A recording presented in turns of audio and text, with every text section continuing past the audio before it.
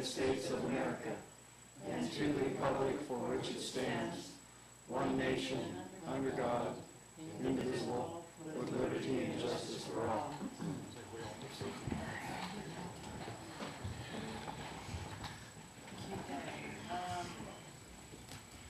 Sherelle has provided us with a corrected, roll call, I'm sorry. Budget Committee Member George Fisher. Here. Budget Committee Member Laura Fisher. Here. Budget Committee Member Lance Masters. Budget Committee Member Tiffany Pruitt. Here. Budget Committee Member Tom Crandall. Here. Budget Committee Member Sandra Kelly. Here.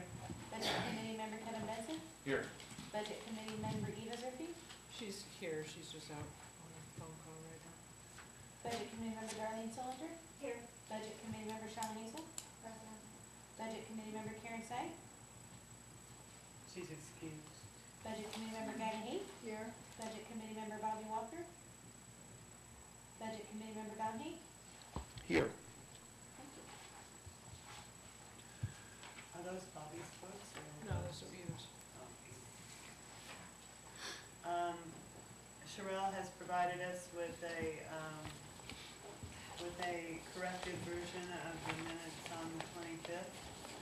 Has anybody or everybody had an opportunity to look when they came in? The correction I asked for has been reflected. Everybody in favor of,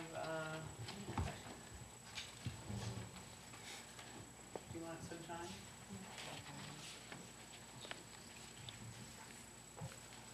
Just take a minute for Tiffany and a few others to look at those. Dawn? Can I ask a question on the revenue sheet? How long do we show a bill as a collectible before we write it off? Springfield? Forever? As long as I've been here, I've not, I mean, we write off certain portions throughout the month, because I get a sheet that tells me how many write-downs, how many write-offs. But do we ever, those write-offs are what the insurance won't pay. Do we ever write off the person's actual bill? Not to my knowledge, but that would be a question I'd have to ask. But do we carry them on the books as a receivable forever? Until Springfield tells me to write them off, yes. And now, I noticed we didn't have any billings for this April or May showing. Well, it says they're through June.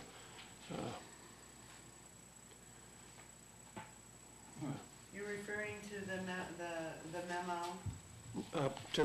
To the cash balance We page. still have to settle the minutes here.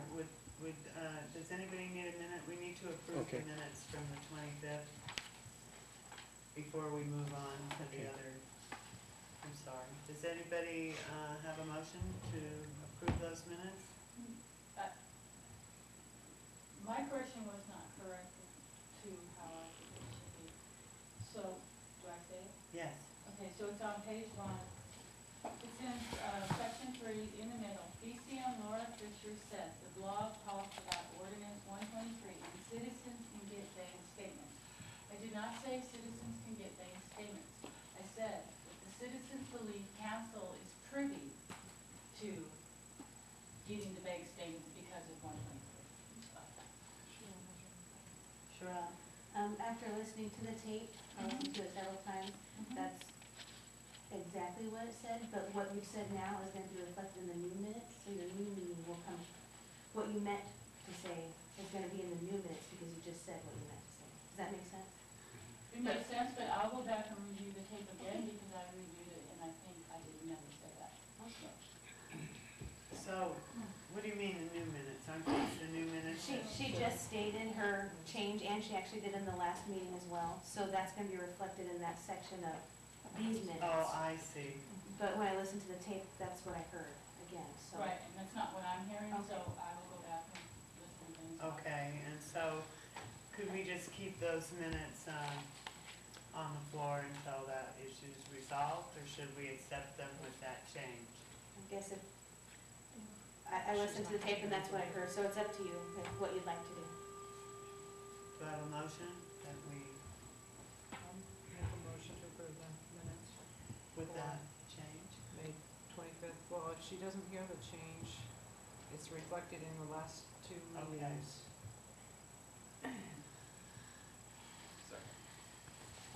Everybody in favor of approval with the minutes with the change Laura mentioned reflected in the minutes of the meeting that her objection was made?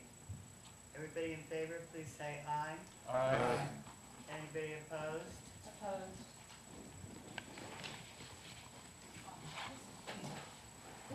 Okay, those minutes are passed.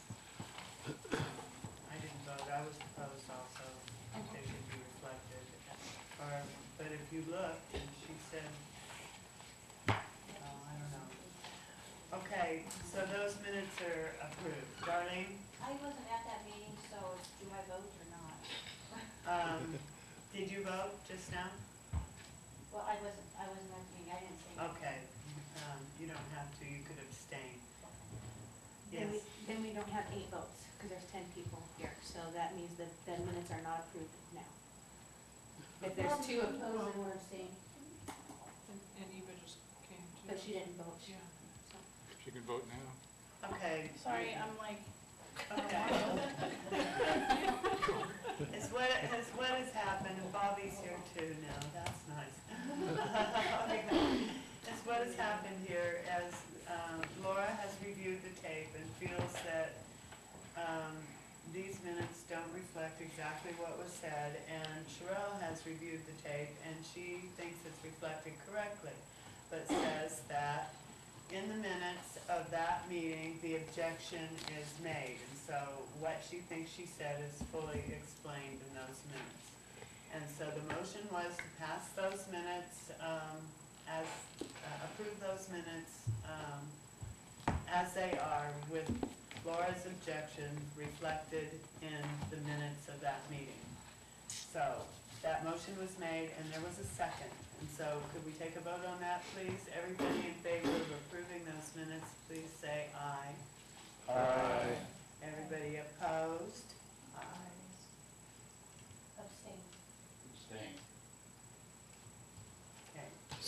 We're back. So I do think they passed this time. Yes, Eva voted. Okay. Thank you. Okay. The difference. Now, we have loans, and I think that that would be a good place for us to take up this conversation. I'm not in favor of discussing the EMS first, if anybody else, but I'm not in favor of just approving it as it is either, which has been suggested. So, does anybody object to looking at the loans first, which is on our agenda? And we have to pretty much decide about those loans, the ones that haven't been, before we know what the situation is in the general fund. So I don't see how we can do the general fund before we've done the loans. Is anybody opposed to doing that first? Okay, hearing no opposition, we'll discuss the loans. Now, I did notice that the 2 loans, I'll start it off and then go around the room. I noticed that the 2 loans for the fire station, the big one, is fully budgeted in this proposed general fund. The last one, the one dated 6/8/2011. But I already brought to Rich's attention, and other people have also noticed that the loan to the capital reserve for the fire truck, which we moved to the EMS, is budgeted for the wrong amount. So we voted last time to move the responsibility of that loan to the EMS. So we need to remove that loan from this fund. Does everybody agree with that?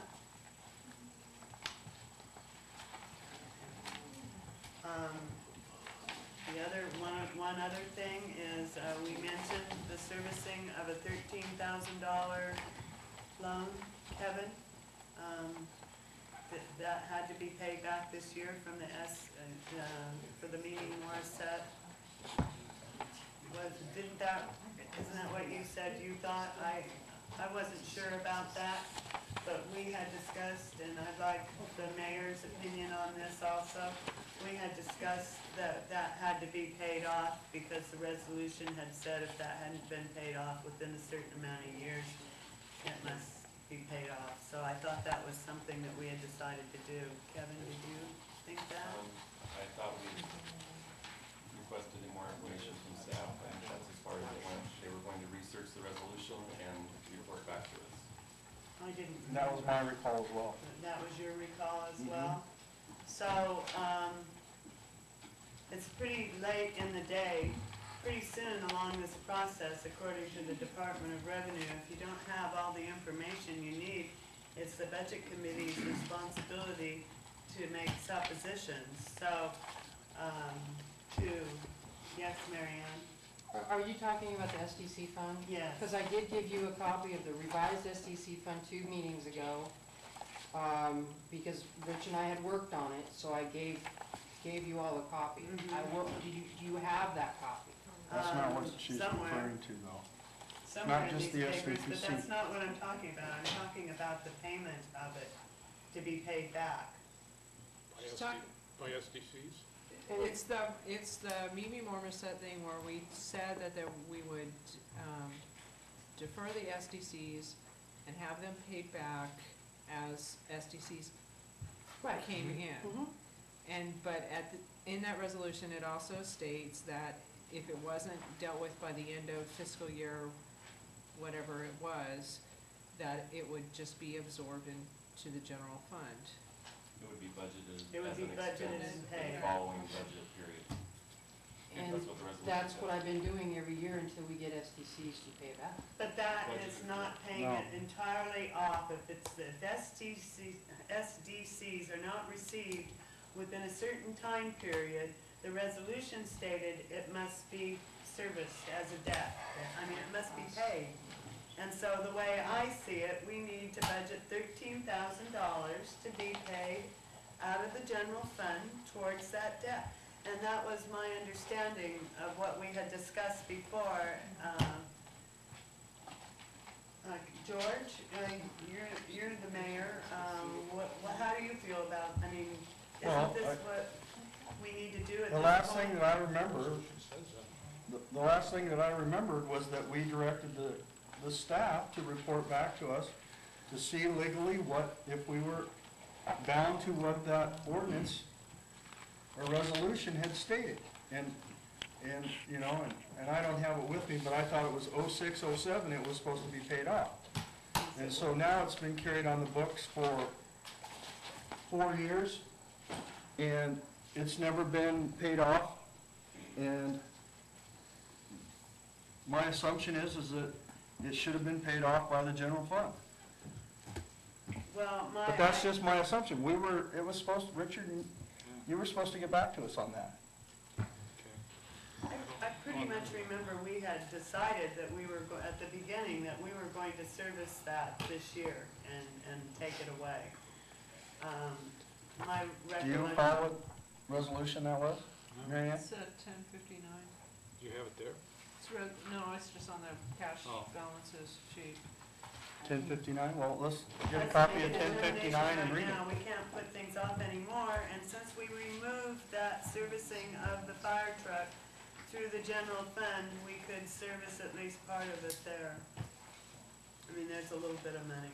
Can we get a copy of it? Yes, Darlene? What, the total is what, $13,357? I think they'll bring us the exact number. $13,587.25.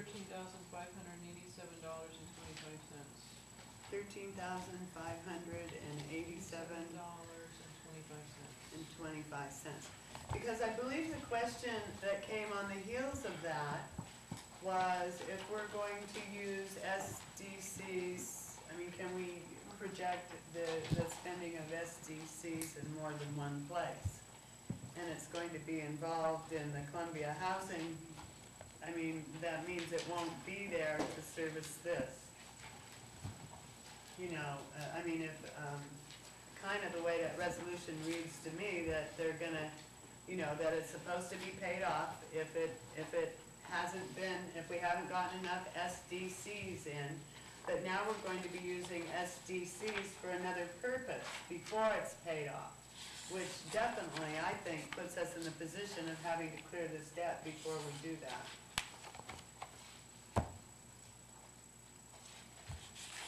And I don't remember whose question that was originally, but it wasn't mine, like how can SDCs, if they're all supposed to be, to go towards this $13,000 debt, how can they be used in another way as well?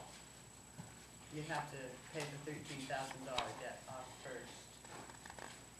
So, did somebody go and get something? Yeah. Sherelle's going after it.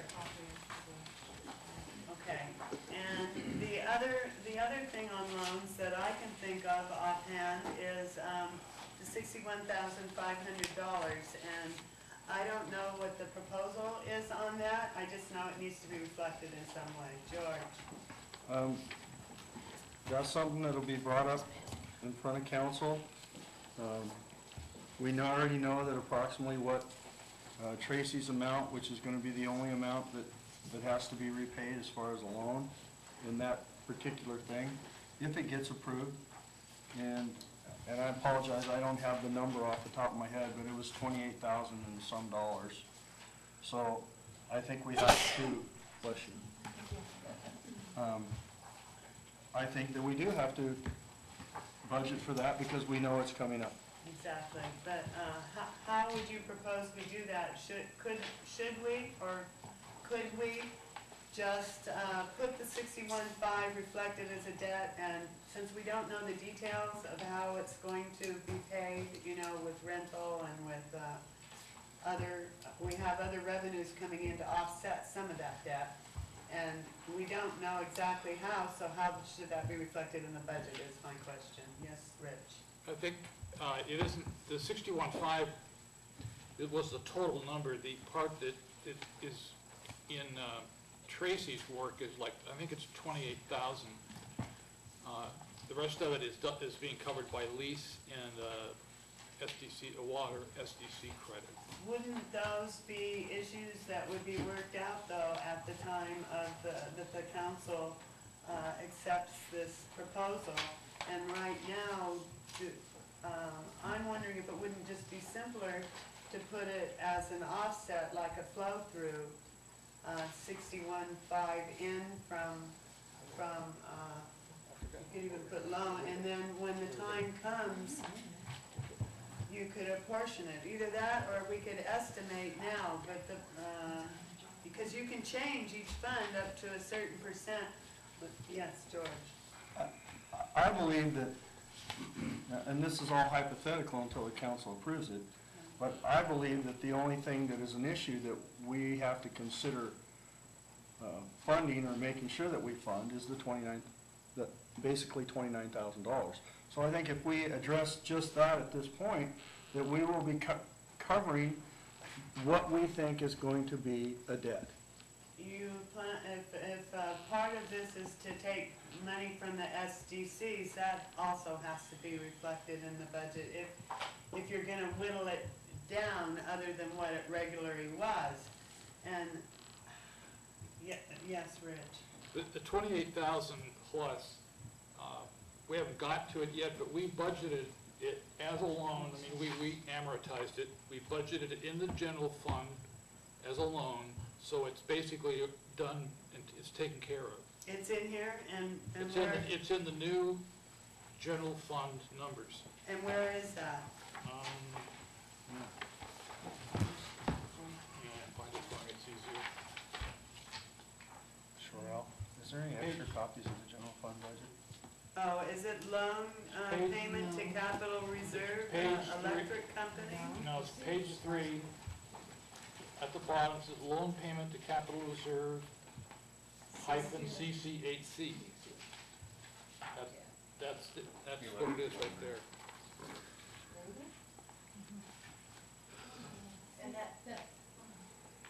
Darlene? That's the loan payment for half of that 61, is that what you're saying?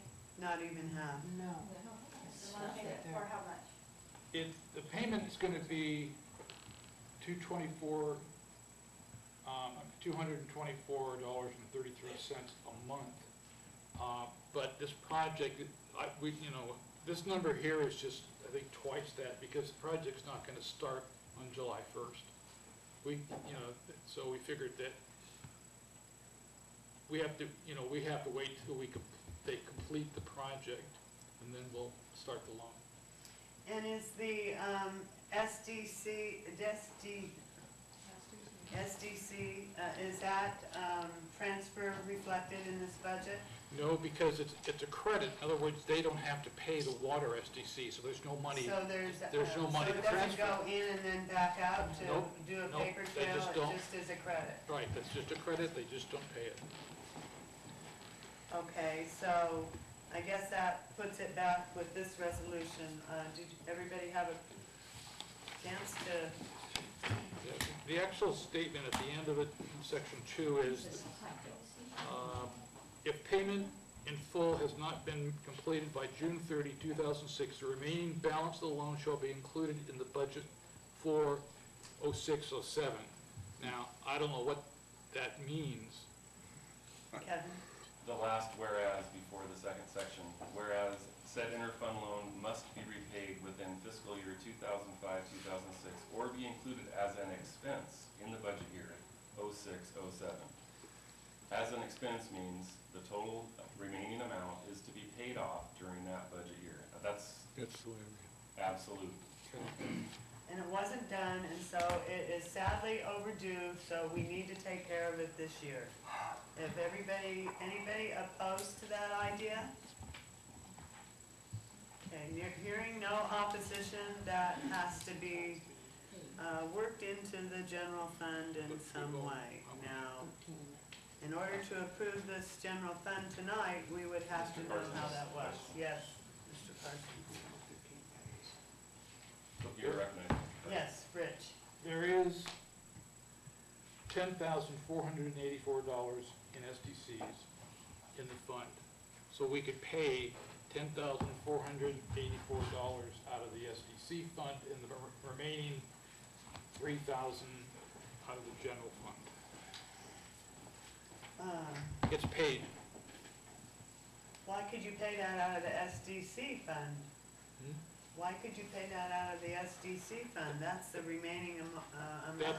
That's where it was supposed to have been paid for originally, was from the SDC fund. okay. I'm saying, we've got Sure. most of it. Okay, now, again, from reading budget law, because you take an interfund loan from a department and it pays back, that this is supposed to be paid back, is it not true that interest is also supposed to be incurred for that period of time, for that amount of money that hasn't been paid back? I think that would be a council decision, probably. No, I think it's a budget law. Okay. Well, I don't think council has anything to do And with it. since it came from the Thank you. capital reserve fund, and the capital reserve fund is currently, what would we do? Would we go back and see how much interest was accumulating during these years, or would we accept the interest that the capital reserve fund is getting now, which is a 0.50%? Darlene? Would we state the interest, the interest isn't stated in this resolution, but you add it because it hasn't been paid timely, is that, can we add interest, or is that council? I think Mr. Fisher knows the answer. Yeah. The answer to that is quite clear if you read the budget law. And budget law says that if you take a loan from another department, that you will pay interest on that loan, okay? That is how even the letter back here that we got about the EMS department says that if you take money out, that if you make a loan, then that's cost the city more money for interest. Well, I agree And so with that. it's no different. But I do have a question about that, because the council just decided to borrow $450,000 interest-free from the same fund. That's my question. George? Well, I was gonna say that last year, they changed the law regarding interfund interfund loans. Prior to that time, the interest was the month before the loan was made. Whatever the government in pool rate was, the month before the loan was made is the rate of that loan for the entire term of that loan. Okay, then we need to have somebody get out their calculator and calculate the proper amount of interest for that period of time. Is that your suggestion, George? Well, That would be- that's the way I understand it Okay. from reading budget law. Okay, Rich? We went back and checked with the Department of Revenue about that law, and that law was put in place in 1999. It's not recent. So the law, going back to 1999, said you could do one of two things. You could set the rate at the month before you made the loan, or do whatever you wanted. So what It said both. So since 1999, you have been able to do it interest-free. And that's from the Department of Revenue, not my interpretation or. So what was reset was how many years you could take the loan out in 2009? Because before it was only 5 years. 5 years is not. Right. But And is there an interest rate that is in this resolution here? No. Darlene? Well, didn't the Department of Revenue tell us, because of these economic times, that's why council set the 450 at 0 interest because of that? But, I mean, we wouldn't necessarily have to do that, but I think that's why they did, because the Department of Revenue is allowing a 0% interest. Kevin? Yeah, I have no reason to doubt if he saw that exactly, but we did, the reason we required the interest up until we reset the loan was because the original resolution included interest. Usually the interest has to be set during the resolution. And that's something that's set by council. Yeah, yes, Laura? And if one isn't set here, then can we not just do this at 0 interest? I think, in my opinion, it's not to our best interest to charge interest on this, although it might be right. There were already $13,587. And from what I see, we only have about a $2,000 offset, $2,459 from the removal of the fire truck from that fund. And so we have to find, the fire truck was being serviced on this proposal out of the, We're talking about this one. oh, no. No, I was just saying, I think that, the offset for this, that's our responsibility to find the offset for this $13,587.25. And he said he had 10,000 in this. Yeah, and we have $10,484 that can be paid against this now, and the balance we could put in to take from the general fund. So it all gets paid. Okay. Right, So okay, that's good. I move to direct staff to make the appropriate transfers and the appropriate allocations from the general fund to put this debt to rest. I'll second it. Everybody in favor, please say. Oh, question. I have a George? question, is it good budget practice to totally zero out an SDC fund?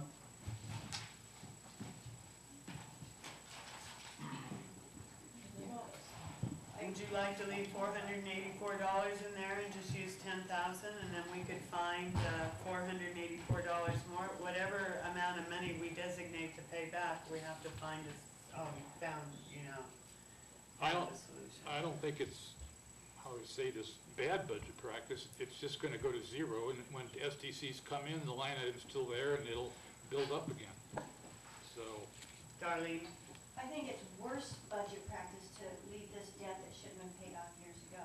I agree. So, Okay. bad and worse. Yeah. Okay, we I just had a have, question, was all. we have a motion to direct staff to make the adjustments, apply the $10,484 from the SDCs and find the other $3,000 in this general fund budget that's necessary to pay that debt. And everybody, and there's a second, everybody in favor of that, please say aye. Aye. Anybody opposed? Okay, Abstain. one abstain. Motion passes.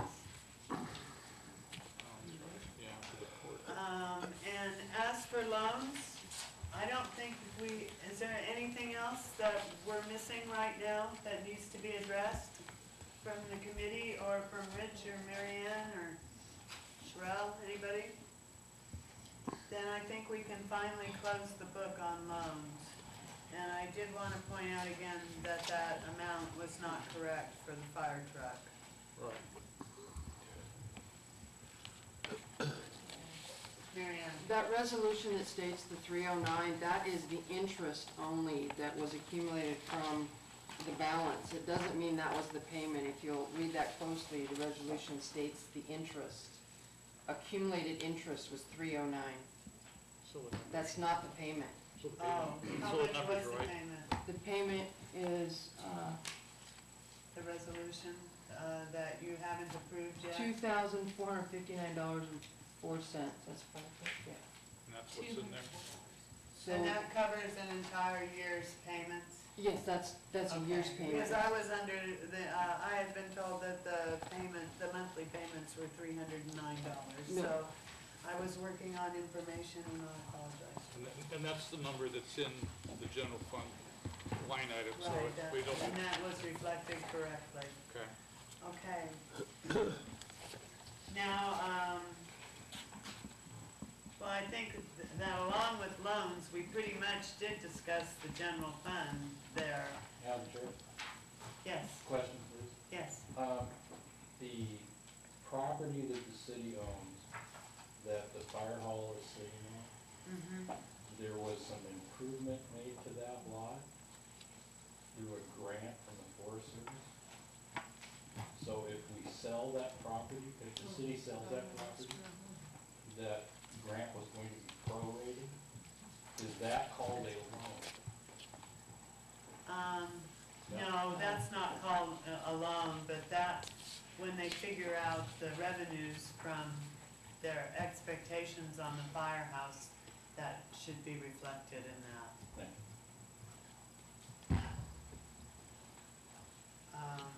Anything else to do, we need to address the capital reserve fund. And, also, we've made a lot of changes in, the other funds as well. And, I think that we need to have, an accounting of those changes to make sure they've all been reflected and that everything balances, and if there's extra money to deal with, or, then we need to address that. And so, are there any other issues? Let me see. I think in order even to do the general fund, we need to, settle some issues on Department 21. And we received a memo from Rich before our last meeting suggesting that, because it had been a subject of conversation several times throughout the committee meetings, how the distributions are made, what percentages come from what department. And there was if I'm not misinterpreting your report, it suggested that that be left to council at a later time and that we not address it right now. Yeah, Not necessarily just the council, what I was suggesting is that staff. there's a number, not even staff, there's a number of items that have been talked about that you may want to handle as a budget committee after this budget's approved, and it could be done through a supplemental or, I'm just suggesting that we need to take the time to do a really thorough look at how these are, what the ratios are and why they're there, and bring it back and revise it. We can bring it back to the budget committee, we could bring it back to the council. I'm just saying, doing it now is gonna be difficult. And we have all these funds hanging out there, including the general fund, I assume, right? The general fund, or no, but planning is in the general fund and such. None of them can be finished until this issue is settled. And, so we're now discussing administration and our administration costs in Fund 21. And, does anybody have any comments here? Darlene? I think that, as we've been going through the budget, we've been scrutinizing and cutting every fund where we can, and this shouldn't be any different.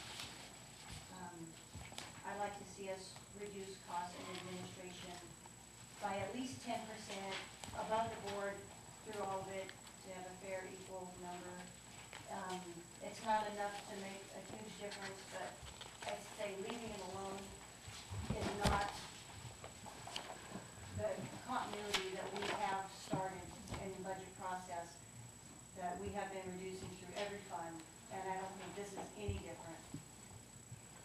I'd like to see at least a 10% across the board reduction in administration.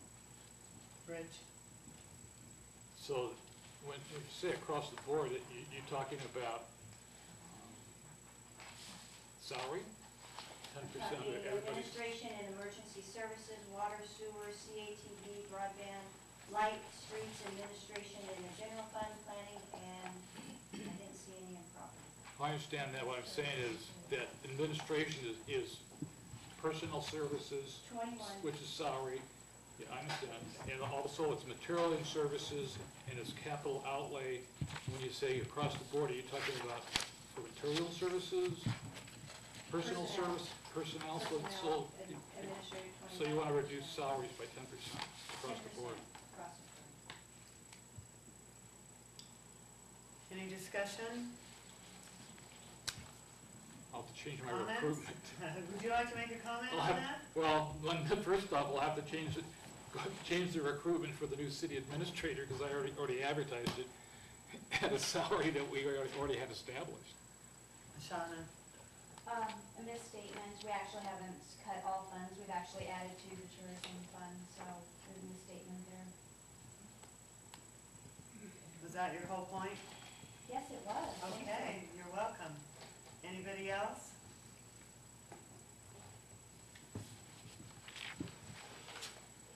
Okay, does anybody want to make a motion and see how it goes, or should we just move on? We need a motion, we need a second. I'll If make a- that's, I'll make a motion that we reduce administrative costs by 10%. I'll second it. okay, any discussion? Question? Question? You mentioned changing the recruitment for the city manager. Would it not be an expectation that you wouldn't have to do that?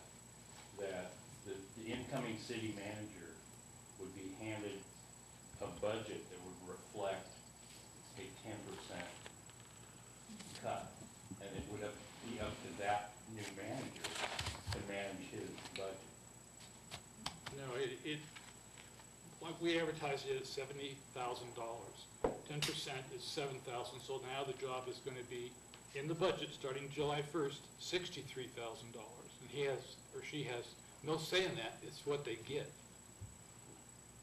Well, I heard it different, and here's what I heard was, for instance, if you have $100,000 in administration, and you're gonna make a 10% cut, you're gonna have $90,000.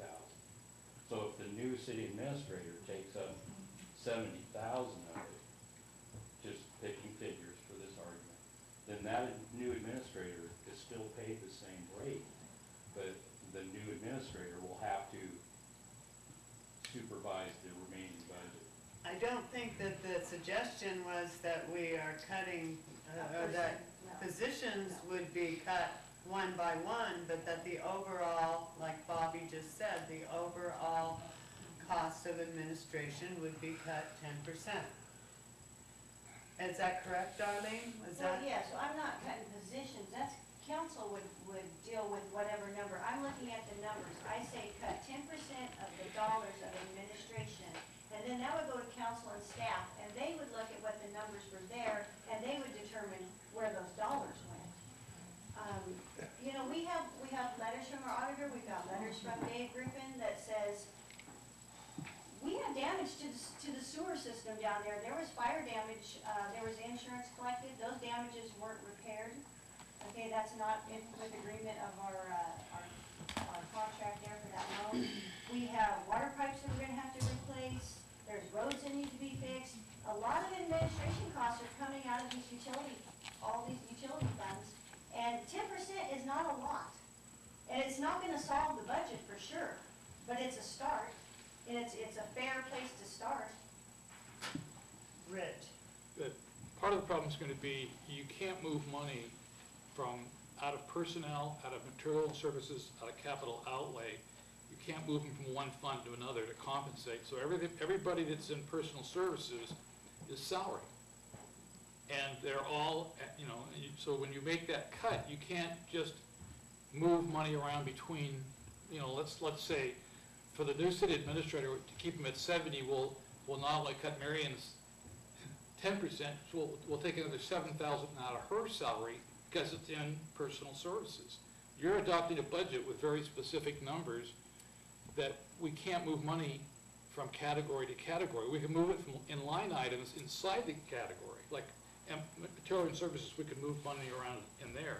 But we can't move it from one to the other unless we do a supplemental.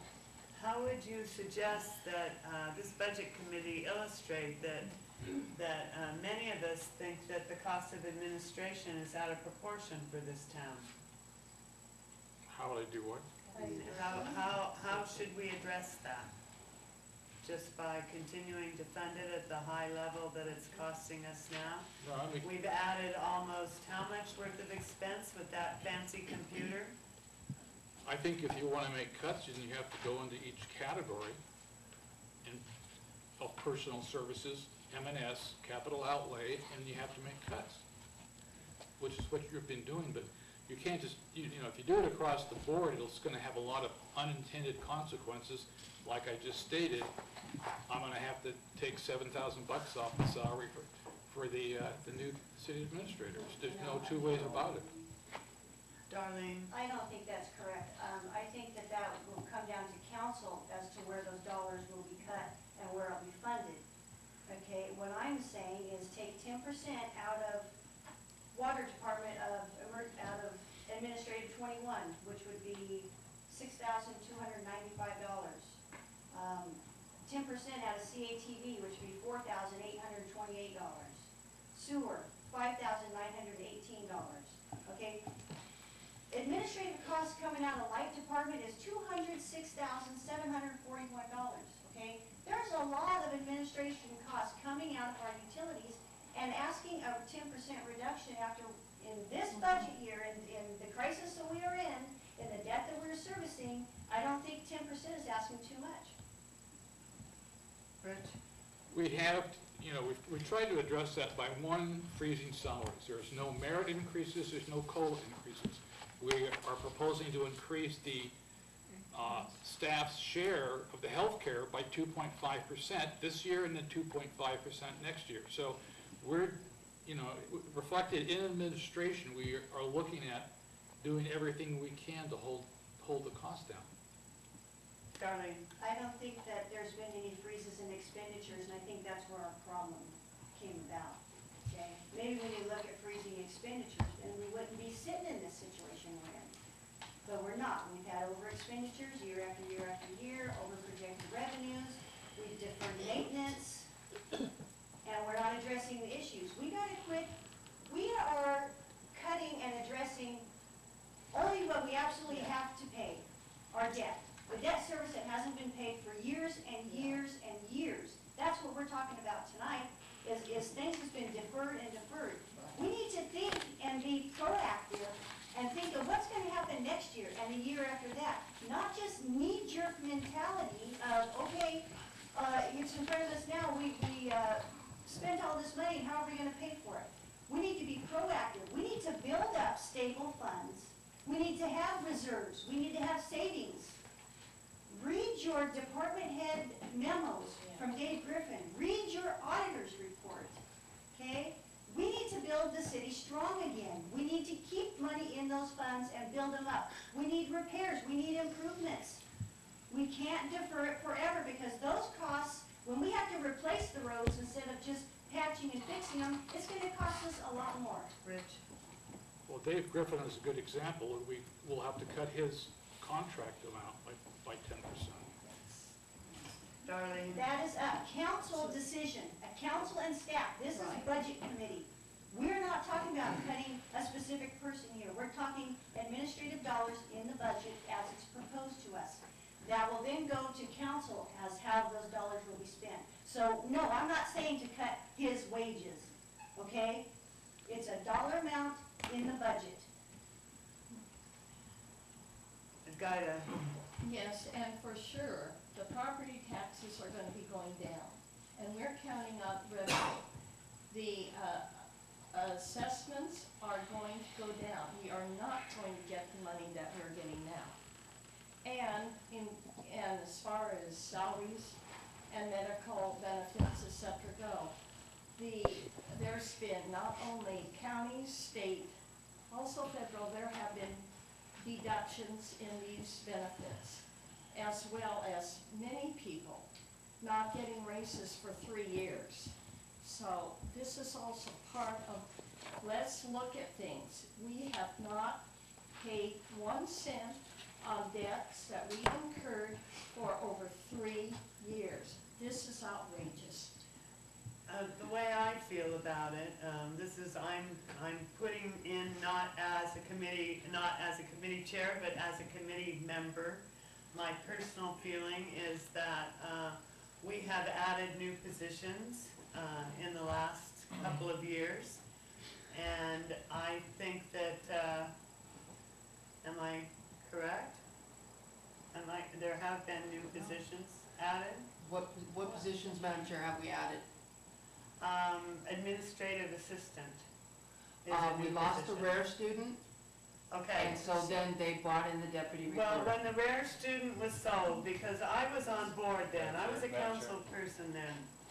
Yes. Okay. If you want to interrupt me, go ahead, Kevin, I'm what sorry, do you want? I'm sorry, I'm just not sure that the history's gonna, of that position's gonna forward the conversation. about Okay, this particular- well, my point is, it is a new position, because the rare student was sold to us as a bonus, as an extra thing. Then before you knew it, the rare position was an essential position. And so that position was weaned from being a bonus to do a special project, and I believe that's how we have broadband now, it's our first rare student, into being an essential position. Lance. Oh, thank you. So a question for you, Mr. Person. So, let's say that this motion does carry and there's a 10% administrative cost cut across the board,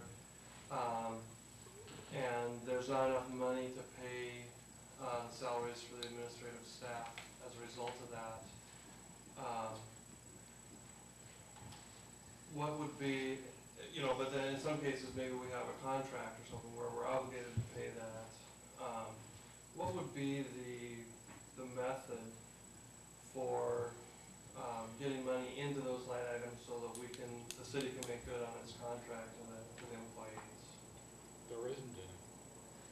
So there would be, would we have to go back, like, at the end of the year, when the money runs out and someone's waiting for their paycheck, we have to go back and make a supplemental budget? Correct. And switch things around so that we now have, Correct, you'd have to go back, do a supplemental, and move money out of capital outlay, out of material services, into personal services to compensate for the money that the 10% was taken out. so if we were gonna do that, let's say at the end of the year, when we ran out of money to pay the salaries, are you suggesting that we might as well do that now? Since that's the remedy, look at what's in those line items for the ones you just mentioned, material and services, capital outlay and so on, because, If the council. either way, whether it happens now or whether it happens. If the council, wanted to go back and change it, they would have to do a supplemental. Right. Because if the 10% is in here, in those categories, it's in terms of personal services, material and services, capital outlay, contingency, if there is one, that's etched in stone. You can't move them from one fund to the other. No, I understand So that. you would have to do a supplemental. Yeah, I'm just trying to think about, well, what's the remedy if this motion does pass? That's- Because we've got obligations as a city. If you want to change it, then you have to go through a supplemental. That's if the council wants to change it. If they don't want to change it, then, it stands. I see this as something, that would have to be conformed to, not gone around, you know, I'm not with the suggesting, supplemental I'm not, budget. I'm not suggesting And doing once, something. it's been decided by the budget committee, you cannot have a supplemental budget to undo it. Only, you can have supplemental budget for unanticipated things. If this is anticipated, a supplemental budget is not a legal option. Darlene? Well, I think that Mr. Masters is talking about a lot of assumptions. He's assuming what might happen at council or what might happen with staff. And I think he's just making assumptions that are beyond his realm at this point. I don't want to get into a back and forth argument either. One more time, Lance. So are you telling me not to comment on what she just said? No, you can comment, but we, at some But point. then you don't want her to comment on what I'm saying. Right, at some point it has to stop. Go ahead. Okay, I don't feel that I'm making assumptions there. I think that that's mischaracterizing what I've said, which is, you know, of course you're right to do, but it's still a mischaracterization. But rather I'm responding to what Mr. Carson has already told us, in that we do have, obligations to personnel. And to make the cut in personnel expense, then we've got to figure out how are we going to pay salaries to people. When we don't have money in the budget there. I think making a 10% reduction, it speaks for itself. It means that something has to be done. You have to act after that's been done in order to do that. Bobby? And I understand your point. And it was said earlier that, and I think it was by you, Lance, that we have staff on that were contractually obligated, such as our entire electrical department. They're in a union, and we made a deal with them, and we're gonna keep that deal. And but other than the electrical department, the only other person that we're contractually obligated to do that is the city administrator, is that not? Correct. Public Okay. Works Director. No, that's not correct. Okay, help me out. Currently, Dave Griffin is under contract. Currently, Larry Epstein is under contract. Currently, Andy Jordan is under contract. Who else? It used to be the planner, but we don't have one, so. So that's Epstein. So are they employees or They're consultants? contract employees. Contractors. Darlene? But they're not Department 21 employees, right? Yeah, Some of them are? the attorney Just the attorney, right? And Dave Griffin. and Epstein. And what's, Guida? and what's the length of the contracts? It's probably year to year, and with a, 30 or 60-day termination clause. So, I'm trying to get a feel on this thing right here too, because I hate to vote on something without, because I'm not sure I've got all the ramifications of the thing. But, part of your motion, if I understand it correct, is it's not necessarily 10% across the board, it's a 10% cut of administration, which we've said isn't a person, but if the administration decides it is a person, it's a person. What they gotta do is give her 10%. It may not be from any of the contracts, it's their call of how they lower the 10%. So the 10% could be a person, the 10% could be across the board, the 10% could be 20% to you, and you, but the rest of us are all hanging in here, so that is what we got here then. Doesn't And so it's mean- their call to drop the 10%, and it could be, whether it's a person or only a few people, you're laying the whole thing on. It's their call how they're gonna drop the 10%. Or furlough, Right. So the Department 21 would do that. Darlene? What my motion was to reduce 10% of administration costs in each of these funds as, say, in the sewer, administrative cost is $59,759. So reduce that by 10%, take out $5,918. It's not our job to say where the cuts are gonna be, who's gonna be cut, what's gonna be cut, what jobs, salaries, what. That's council and staff to sit down and go through. That's not ours. Darlene, would you feel as comfortable if we went through the individual funds and cut 10% off instead of a 10% across the board? And that way we could omit the city the ones where the city administrator is separate, yeah, Rich? Yeah, the problem is, for example, the museum staff is in here, the park activity directors are in here, the police contracts in here. All of those things can be impacted depending on how this is, like you said, how it's phrased and how we're supposed to go about it. I think how it's phrased is important, and so maybe we need to be more selective, or more, I mean, as far as not affecting all of those. But it's your motion, and there's a motion on the floor. I still feel that's council policy and council level to do that. I think budget is just looking at the numbers in these funds as a total administrative cost in each fund. I don't wanna go through and say, we can't cut the city administrator, because we're not dealing with positions. That's not our responsibility at all. That's council and staff. Are That's you not- talking materials and services also, Personnel. just personnel? You're talking 21? Department 21, as it shows in the funds as personnel. Okay, is there, Tom? Where was I? I was listening to you, I lost track of where I was. I've got a question though, I just gotta remember what the question was. Well, the same thing on the funds, so the reason for cutting 10% out of here is that, it's putting a burden on each one of these departments to do the work they need to do. We're taking away basically from their potential for more materials and services to work on. And they've been losing their reserves are going down. So your answer, or part of your answer to it is we need to cut to help with that. Because we've been going through the funds doing our cutting. So part of the answer is to work on the administrative part to give them a little bit more money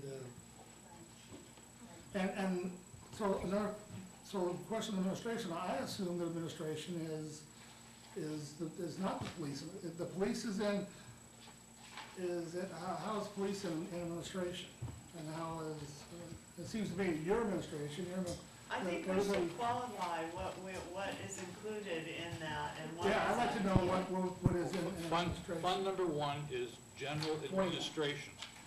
Well, Fund 21. but 21 Okay. is the same administration, except that it's in the individual funds. Right, okay. But it's all administration in terms of terminology.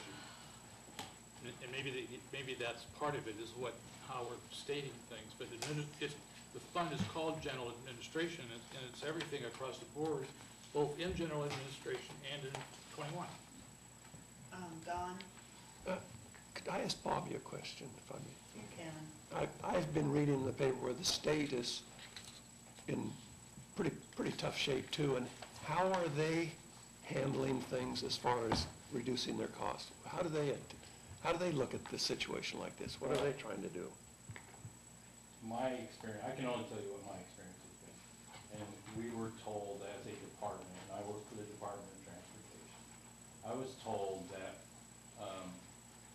early on that the department was looking at furloughs, unpaid days off, and they prorated it by the amount of salary that you made.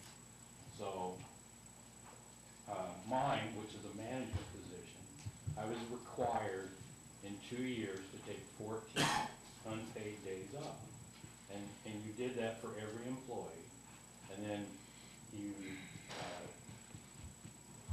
ran that out, full benefits and everything, and you took that amount, and that's how much your savings were. Okay. And that money could be used for something else. It'll go into a It's different also done department. by the state of California. But somebody else said the work still has to be done. And so some of those furlough savings were ate up by overtime because the work was still there. Some of those funds savings were ate up in administration. Because when you have a big company, and there's 5,000 people in overtime, somebody's gotta make sure that everybody's taking their day off, everybody's getting the money taken out of their check, and so on and so forth. So it's not just a total save. There are costs to save money. Thanks. Laura, did you have your hand up?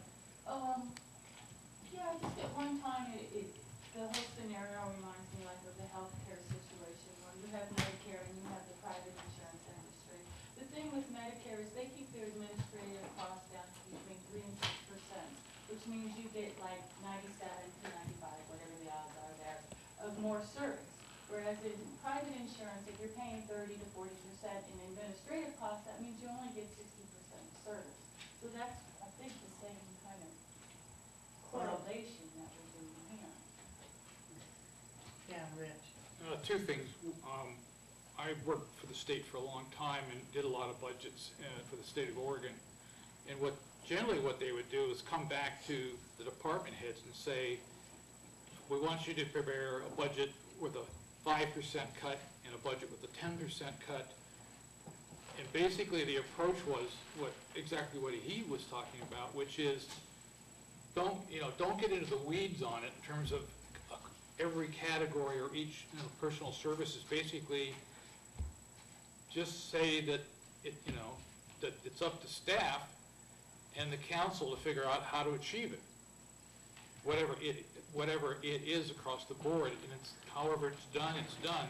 Well, a 10% revenue, a 10% reduction in the entire fund is certainly more significant than a 10% reduction of revenue. I mean, of administration, because then you're talking about materials and services and everything. And that's, when you say across the board, that is everything. That's not what Darlene was talking about. Okay, then I misunderstood. I think we're just talking about administrative costs, which we associate with Department 21. And I think that you could compare, like you could look at each department and do the ratio, how much administration to, your balance in the fund, and then look at those and make them more even. So you're talking about 10% in You're talking Department about the 21? ratio. In Department 21. And that was recommended, and we haven't voted on that or discussed it. We didn't discuss it at the last meeting. But it was recommended by Rich that ratio, I mean, we could spend forever reapportioning a ratio. And that needs to be done at another time. And so we're deferring that issue. Yeah, but I'm not talking about their matrix. What I'm talking about is administrative costs compared to the fund itself, just like with any. Exactly. No, So I I think understand. we're talking about the same thing. And just like Darlene said, the administrative costs, and this is above the superintendent of the, and this isn't Tracy's cost in that 200 and some thousand, is it, as well? No. Okay, so No. that's a tremendous amount. When, legally, an enterprise fund, you're not really supposed to be charging it any more than if they got the service from some other entity. Darlene? Well, and look at the TV fund, $48,768 of administrative costs are coming out of that department. And then people want to know, why isn't our cable better and faster, and why don't we have more channels, and why are we talking about maybe not having a TV? Right there, $48,768. Lance? As the budget goes. Just a question, does anyone here know where, for example, that 48,000 is going and how it's being spent and allocated? Or are we just saying, let's take 4,800 off the top of that? Oh, we Or have, 10% cut, do we know how that's being yeah, expended? there's our charts in your book, Lance. So I'm just wondering if we can, if you'd like to explain what the impact of those cuts would be. Well, it's gonna be, the impact is gonna be, if we're talking Department 21, if you go in here, you're basically talking staff and contracts. The attorney is on contract and is spread through there. My time, her time, all the staff time, you know, I mean, so you got contracts for people or firms, and then you have salary. And Darlene, that would be So you're impacted. just talking about, the salary that we're paying out, we're cutting the salary. And the contracts. Darlene, would you like to amend your motion to include some exceptions? Like attorneys, auditors, I mean, you know, all of those are under contract services and would be affected. Or do you want those included in as well? It would be attorneys and who else? Okay. Attorneys, the department head, for the Well, I withdraw public my service. second. I beg your pardon? I seconded, so I withdraw that. She's gonna make that new motion. I'll amend it to not include the contractual, the attorney, and the department head. Not the contractual. Employees. Department, Is that what you said? What? There's a couple questions on there. Mary Ann? Are you talking just personnel in Department 21? Are you talking materials and services and personnel in Department 21? It is the administrative cost of materials and services and personnel is what I was figuring. But it's still, it's open to discussion to the budget committee, whether you want it just personnel or materials and services. Well, I think it should be across the board personally and administration. But that's your motion, and at this point, I'm not even sure how I'm gonna vote on it, so. Yeah, Mr. Carson. Let me give you an example. Department 21 in the sewer fund includes the camera operator. Okay, so that has 10% there. It includes not only salary, but workers' comp, health insurance, that kind of thing. And on material and services, there's, you know, normal things like office supplies, but there's also contracts. George? What he says is, it could be, okay? The bottom line is, it would have to go before council. Council would have to get a report from staff on how to take care of it before we ever take care of it. So whatever's said is hypothetical at this point. Even if she makes a motion, the council has to approve what and how that money is going to be divvied up or not divvied up. I think everybody understands that, though. So, I mean, but it's arbitrary to one point talking about it. Because we don't have the answer. Well, I didn't understand that. I mean, it's up to the budget committee to decide on an amount. That's And it true. would be up to the council to handle how to deal with what the budget committee has decided on. Kevin? Well, correct me if I'm wrong, but I think the point that Darlene's trying to make is that administrative costs have risen to the point where they're destroying the funds they're taken out of. Cable TV is an example. We don't have capital left in cable to, let alone upgrade the system, but even maintain the system. That's how much administrative costs are coming out of that particular department. And there's no dispute about that. Tracy's come in here and said it. There's no dispute about the fact that cable TV is dying. And the only reason it's still afloat today is because we make a little bit of money off of broadband.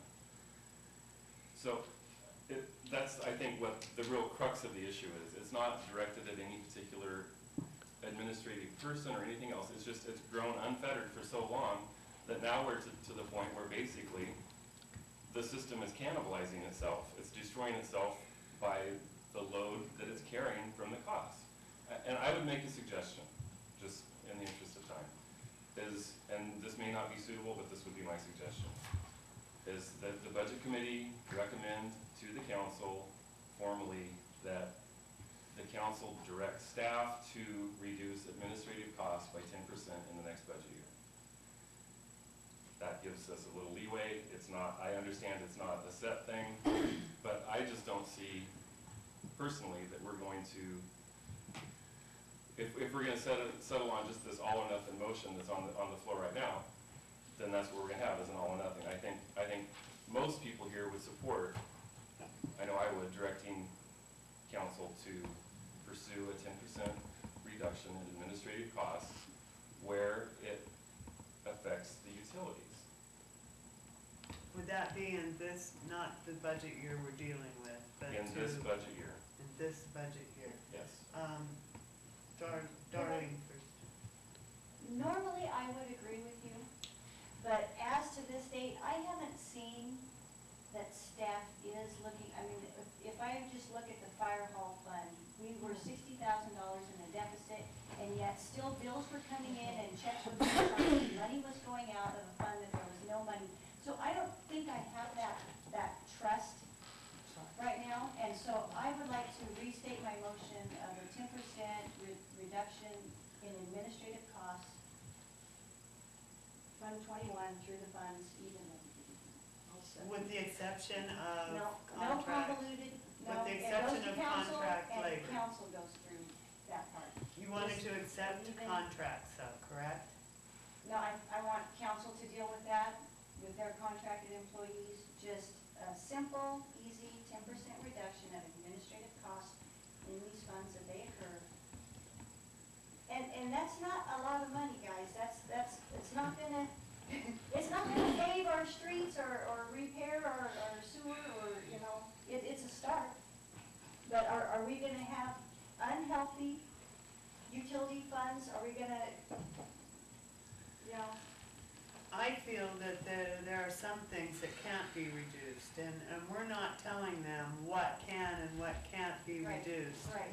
But I think that it's a big thing to ask for this, and in order to do that we should accept some contract positions and have that be taken out of what they expect the 10%. Rich, Yeah, I'm not arguing for or against the motion, I'm just. that's good, that would be illegal. I know. If unethical, I'm trying to understand the process piece. If you're directing us to do that now, then we're gonna have to go through and change all the line items Yep. now. Whereas you could, say, leave it the way it is and make a recommendation to the council to go in and adjust the individual line items to achieve a 10% in Department 21. If you do it now, then, yeah, we'll have to go back through each fund and adjust each item in all of personal services, capital outlay, material and services, contingency, and it'll be time consuming and if nothing else. Don? What is the total on 21? I don't have it right here. It's spread out. It's, Does anyone, can I Darlene? if you go through this budget, it's not just where it says Department 21. It's that's what, Department 5 in general fund. It's a little bit, it's just kind of all through there. that's So what, it's really that's, hard. I tried to find it, and I haven't been able to figure out what the total is myself. That's, And can I just say one more thing? Yes. Yeah, you're gonna have to redo the budget, and it's gonna take some time, and there's gonna be some number crunching, and you're gonna have to look at it. But you know what? It's never been done. No one's done it, and if we don't start, it'll never get started. And I'm gonna tell you, I've read council's agenda, it's full. It's been full every agenda. They can't get through 3, 4 items on their agenda. So to put something else on council, no, that's not my motion. Council, one way or the other, I don't understand that last statement. He's saying to make a recommendation for you guys to go through and then reduce it in each fund. Either way, I'm saying we're, 10%. You're gonna sit down and discuss it. Well, you're She's putting saying the that budget they can committee in work the it with position you guys of to going finish. through each line item, or for them to do this before Tuesday? That's what I'm having trouble with here. Lance? Well, one of my concerns is that I haven't heard anyone say how this is going to play out and how it's going to impact that, other than to say that it's just up to council to make that decision.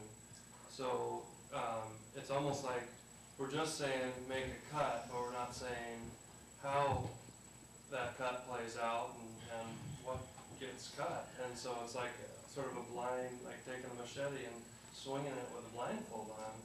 This And council doesn't cut positions, or budget committee doesn't No. cut positions. We don't deal with positions, we deal with the numbers and the dollars in the budget.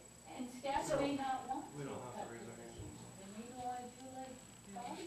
We just yell out what we want to say. Well, you're one to do that most often, so did you have something? Everyone stop. Did you recognize me or not? Hey, you're not the mayor, I'm the budget chair, and I'm asking you to please stop and take order. Did you recognize me to speak? I recognized you to I could've speak a long sworn time ago. You said Lance, and then I was trying to finish my comment. Finish your comment right now, then. Okay, I don't think that we should be making a blind cut when we don't know what the implications are. And so for that reason, I have a hard time with this motion. Thank you. You're welcome, Madam Holly. Chair, I propose we take a 10-minute break. Thank you. Let's take a 10-minute break.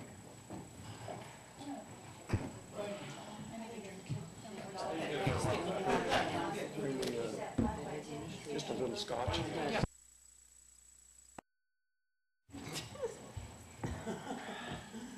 I'd be happy to wait forever.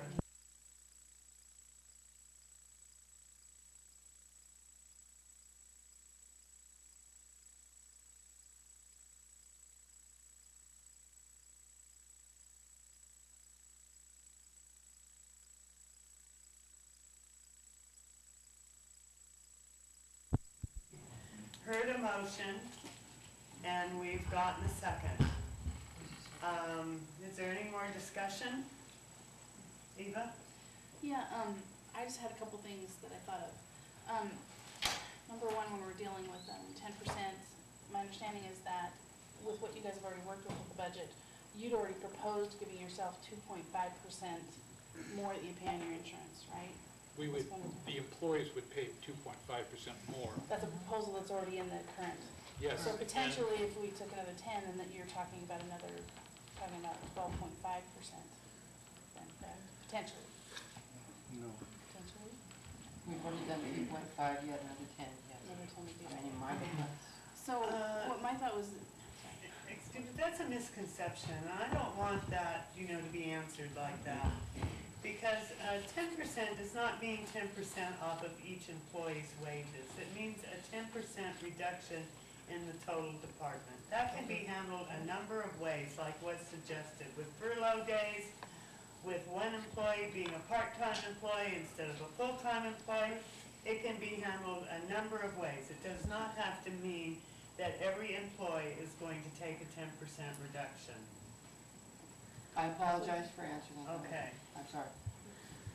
well, and I said potentially, if we looked at it that way, that's one. Okay, so, another thing is when I look at 10%, I realize that, because I'm listening and I'm hearing a lot of people saying, hey, we're trying to make the point that we're serious. And, I think that people are thinking that it's serious right now, they're knowing that. But, as,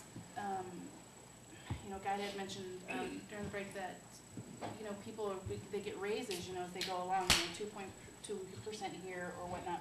But sometimes, each year, that's how employees get raises. So, if they get them, right? Am I correct? If we Rich get them, wants or to if not. comment there. Well, just in terms of the history, my understanding is that the city has not given COLAs for a couple of years at all. I don't think that's true. They've been giving merit increases, but they haven't been given COLAs. And in this budget, there's neither a COLA nor a merit. It's salary, the wages are frozen.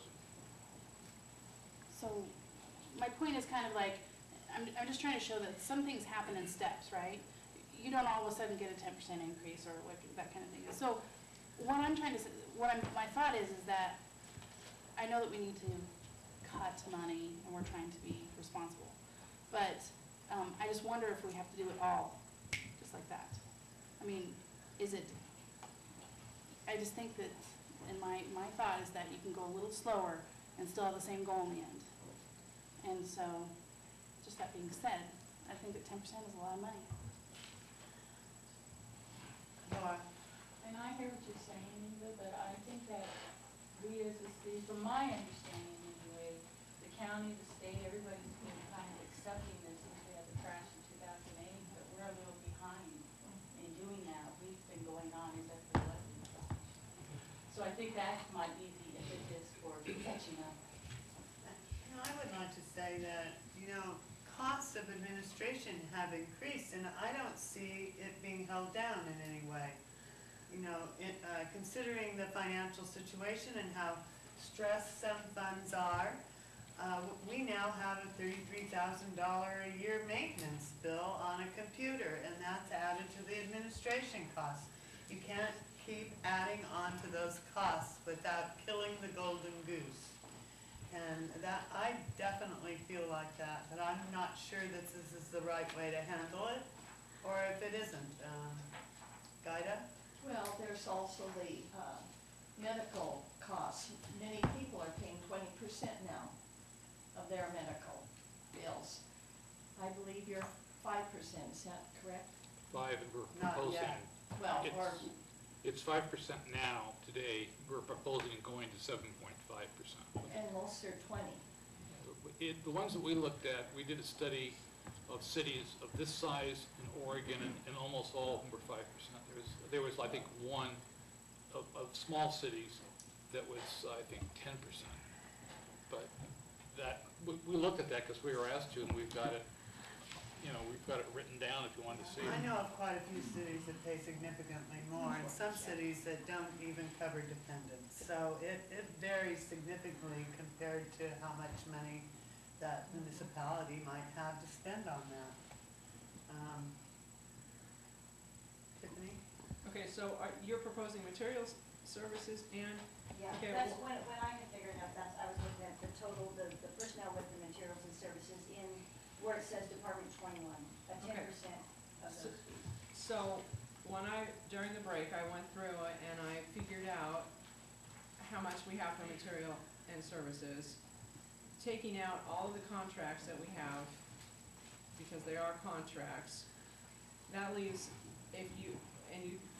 you want 10% of everything, so that would mean that we'd have to take out $23,000, almost $23,500. Taking out all of our contracts, we have $49,000 left in material and services, so you want that just basically cut in half. Because that's what's gonna happen, because you can't mess with the contracts.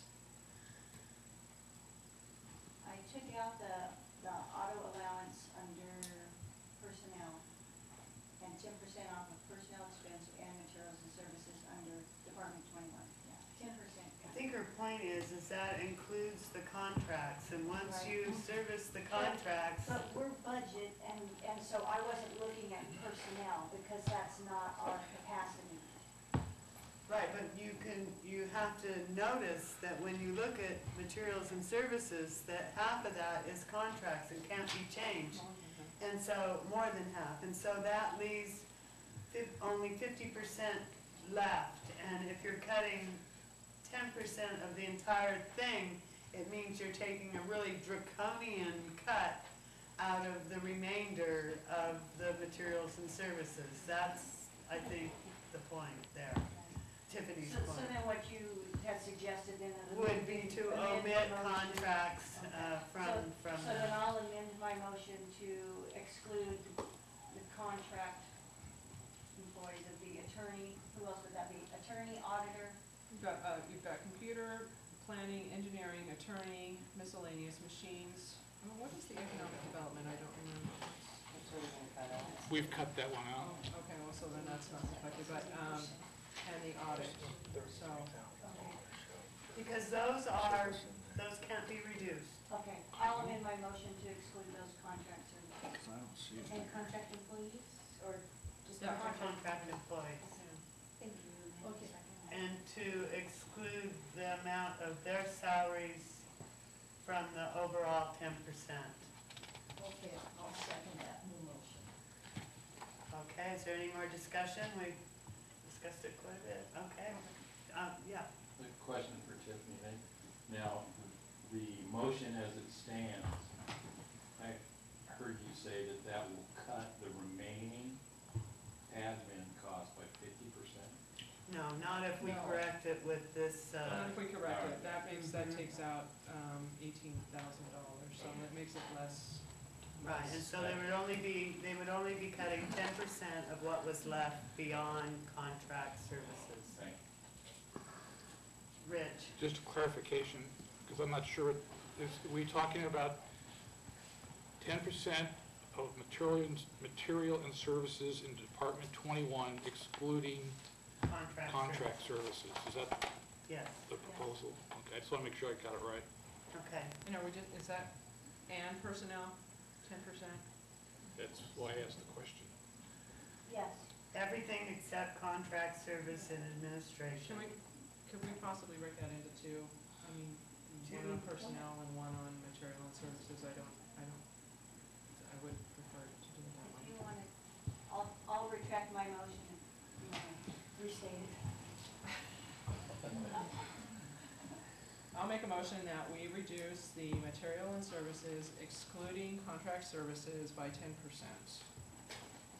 Is there a second?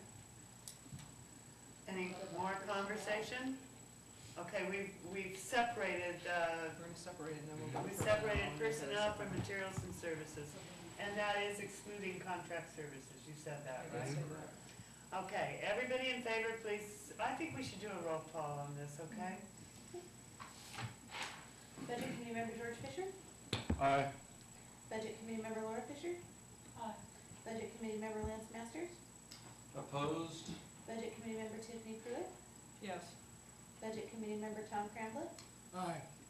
Budget Committee Member Sandra Kelly? Aye. Budget Committee Member Kevin Benson? Aye. Budget Committee Member Eva Zerke? Opposed. Budget Committee Member Darlene Solinger? Aye. Budget Committee Member Shauna Hazel? Opposed. Budget Committee Member Guy Hay? Yes. Budget Committee Member Bobby Walker? Yes. Budget Committee Member Don Hay? Yes. Motion is passed, and what is the count, Cheryl? 10 yes and 3 no. Okay. And to 3, that motion is passed. Now, would you like to state the second part of that motion, Darlene? Or the second half of that? I'll make a motion to cut 10% out of administrative 21 and the personnel expense. Any more discussion? Everybody, I think another roll call would be in order here. Budget Committee Member George Fisher? Aye. Budget Committee Member Laura Fisher? Budget Committee Member Lance Masters? Nope. Budget Committee Member Tiffany Pruitt? Yes. Budget Committee Member Tom Cramblett? Yes. Budget Committee Member Sandra Kelly? Yes. Budget Committee Member Kevin Benson? No. Budget Committee Member Eva Zerke? No. Budget Committee Member Darlene Solinger? Yes. Budget Committee Member Shauna Hazel? Opposed. Budget Committee Member Guy Hay? Yes. Budget Committee Member Bobby Walker? Yep. Budget Committee Member Don Hay? Yes. So that passes 9-4, if I'm correct, right? Correct. Okay, so with those changes, now if I'm not mistaken, this is going to change every single fund, so we're not able to close out any of these funds, correct? Correct. Okay, so that pretty much takes care of Department 21 of the following funds,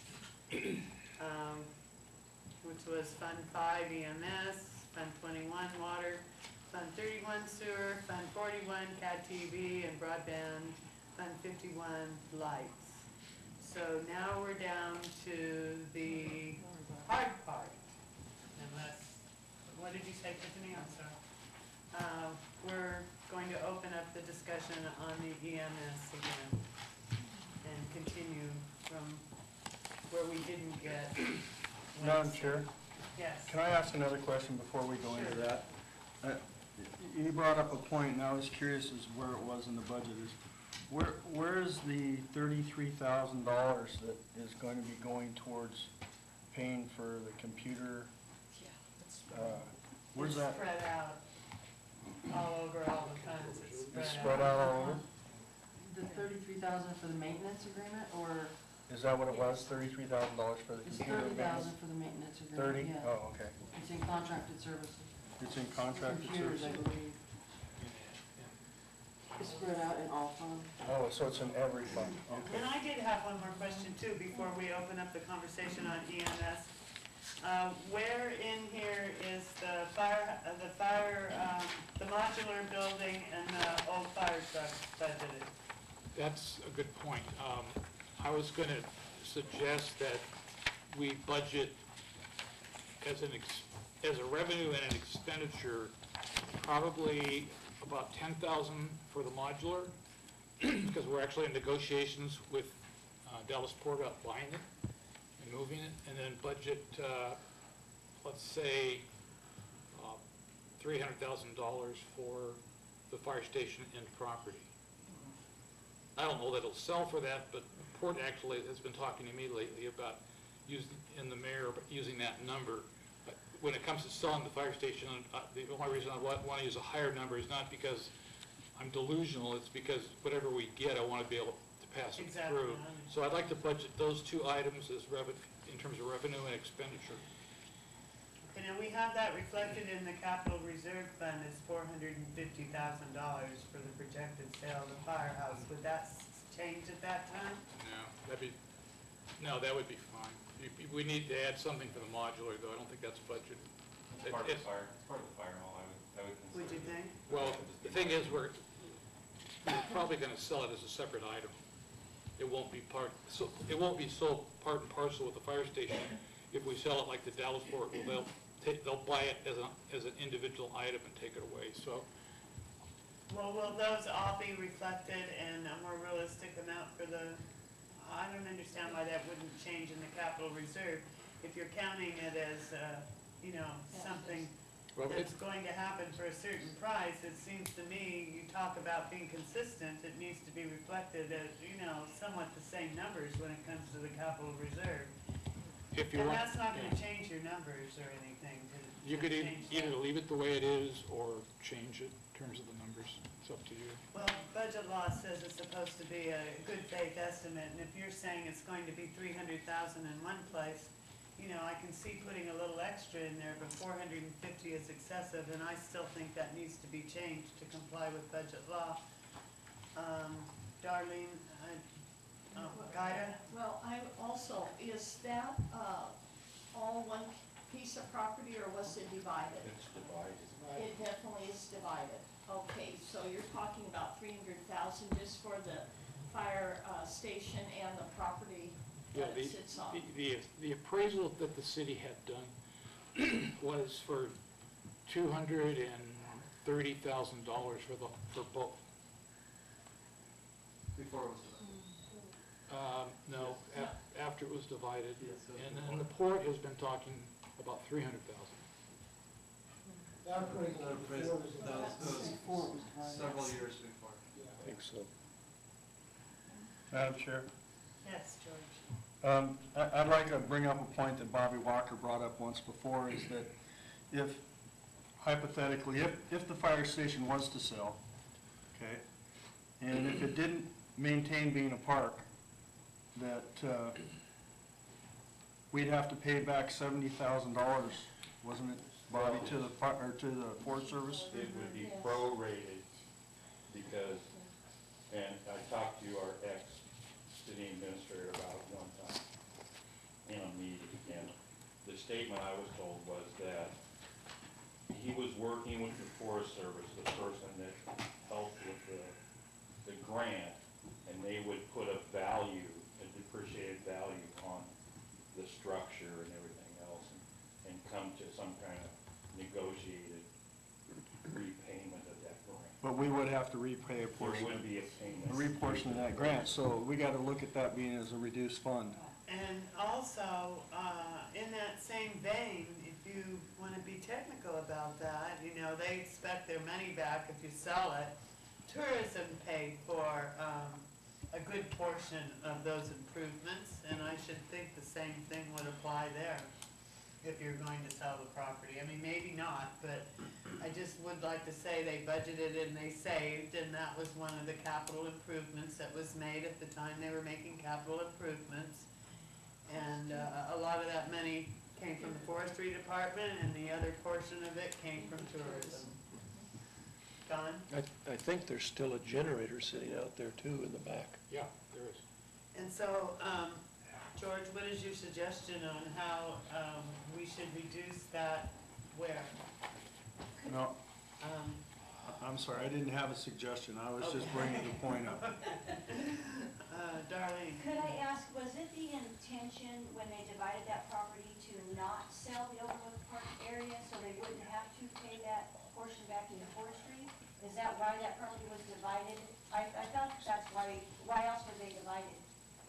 Why, you know, because when it was appraised, it was divided as a whole piece of property. But then when they found out they'd have to repay the forestry portion, then, you know, then that was divided. Was that the intent to not have to be able to sell the old fire hall and not pay that $70,000 or whatever it was back to forestry? I'm not sure that had anything. The appraisal that I have was, there was an appraisal for the fire station and the land it sits on, and an appraisal for the land next to it that included the park. So one was for $160,000, that was the fire station, and the property with the park was $70,000. Is that the one that you saw for two something you told us about in the Two appraisal? twenty. The It was court two- has a combined appraisal of the two properties, I believe, before they were separated, and it was 220. And that is not such an old appraisal. That's a more recent, I mean, it's within just barely over 2 years. So, Tom? Just for Darlene, as I understand what we did on it, is we split it to try to gain more value out of this. Like you divide things to get more from several pieces of property. And that was the idea, was to subdivide to get one with a building on it, one without a building on it, and try to sell two properties as opposed to just one. Was the port, offer include the Overlook Park?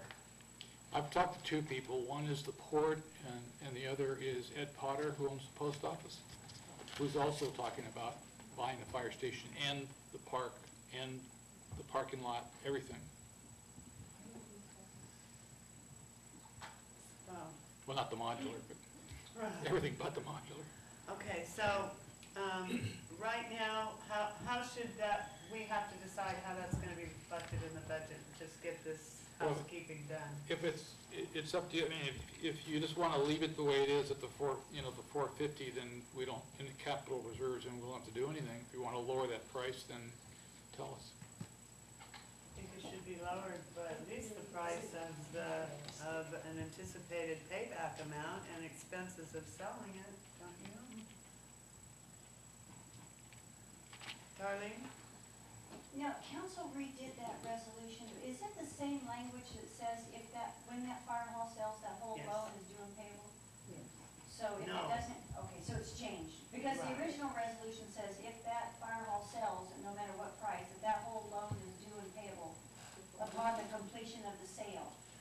I think the new resolution says that it will be applied to Okay, it, okay. not that it is all due and payable at that time. Am I correct with that? That's a good thing. Okay, that's a good thing.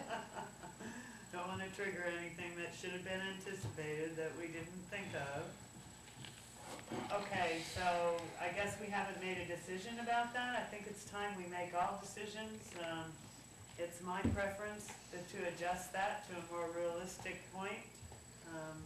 But Bobby? Madam Chairman, I make a motion that we be more conservative in the estimate of the value of the fire hall and the adjoining property, and fixed a value of $250,000, which would include the amount that we would have to pay back, which I'm estimating to the Forest Service.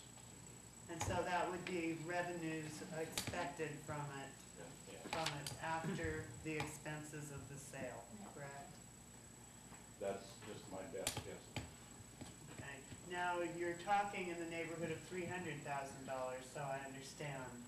I agree with Bobby that it should be adjusted because the rules, like I keep saying, says, it's supposed to be what you think is really gonna happen or what could happen, but I would like to make it at 300, so we even, we allow a little extra in case something miraculous happens and we have a battle over who wants the property. Wouldn't that be nice? George, don't look at me like I just lost So my does he want to mind. move it to 300? Would you, I will restate my motion. and I'll second it. Any more conversation on that? So we're talking about the capital reserve, or are we talking about? We're talking about adjusting it in the capital reserve. Okay. Okay. Everybody in favor of that, please say aye. Madam Chair? Yes, George. Can you complete your motion? Okay. You want to restate it? I'll restate my motion at a estimate of $300,000 to include the repayment of any grant given by the U.S. Forest Service to Overlook Park. Somebody needs to second it. It was pointed out to me that it's not proper for me to make a I'll second. second the motion. Okay. Everybody in favor, please say aye. Aye. Anybody opposed? Opposed? Okay, it carries with one exception. And I'm glad that's over with. So we got, I guess we're at the EMS. There's nothing much to do to avoid that any longer. Does anybody want to open this conversation up? Rich? Do you want me to Please. address my memo? Yes. Okay, the one question that we had before was that by the end of the year, what will be the deficit? So we have estimated going through June 30th is that the deficit will be $44,938.96. So let's say, we'll call it $45,000. In my cover memo, we also talked about making this a 5-year loan. Since then, we've figured out that you can't do a 5-year loan on operations. Also, as part of this, I talked to the auditor about his concerns. I talked to the Department of Revenue, and what I found out was that you can carry a deficit, and that you can't. It's a matter of budget law that you can't show a negative in your beginning balance, but in reality, you carry a deficit on the books, and that's what we're talking about.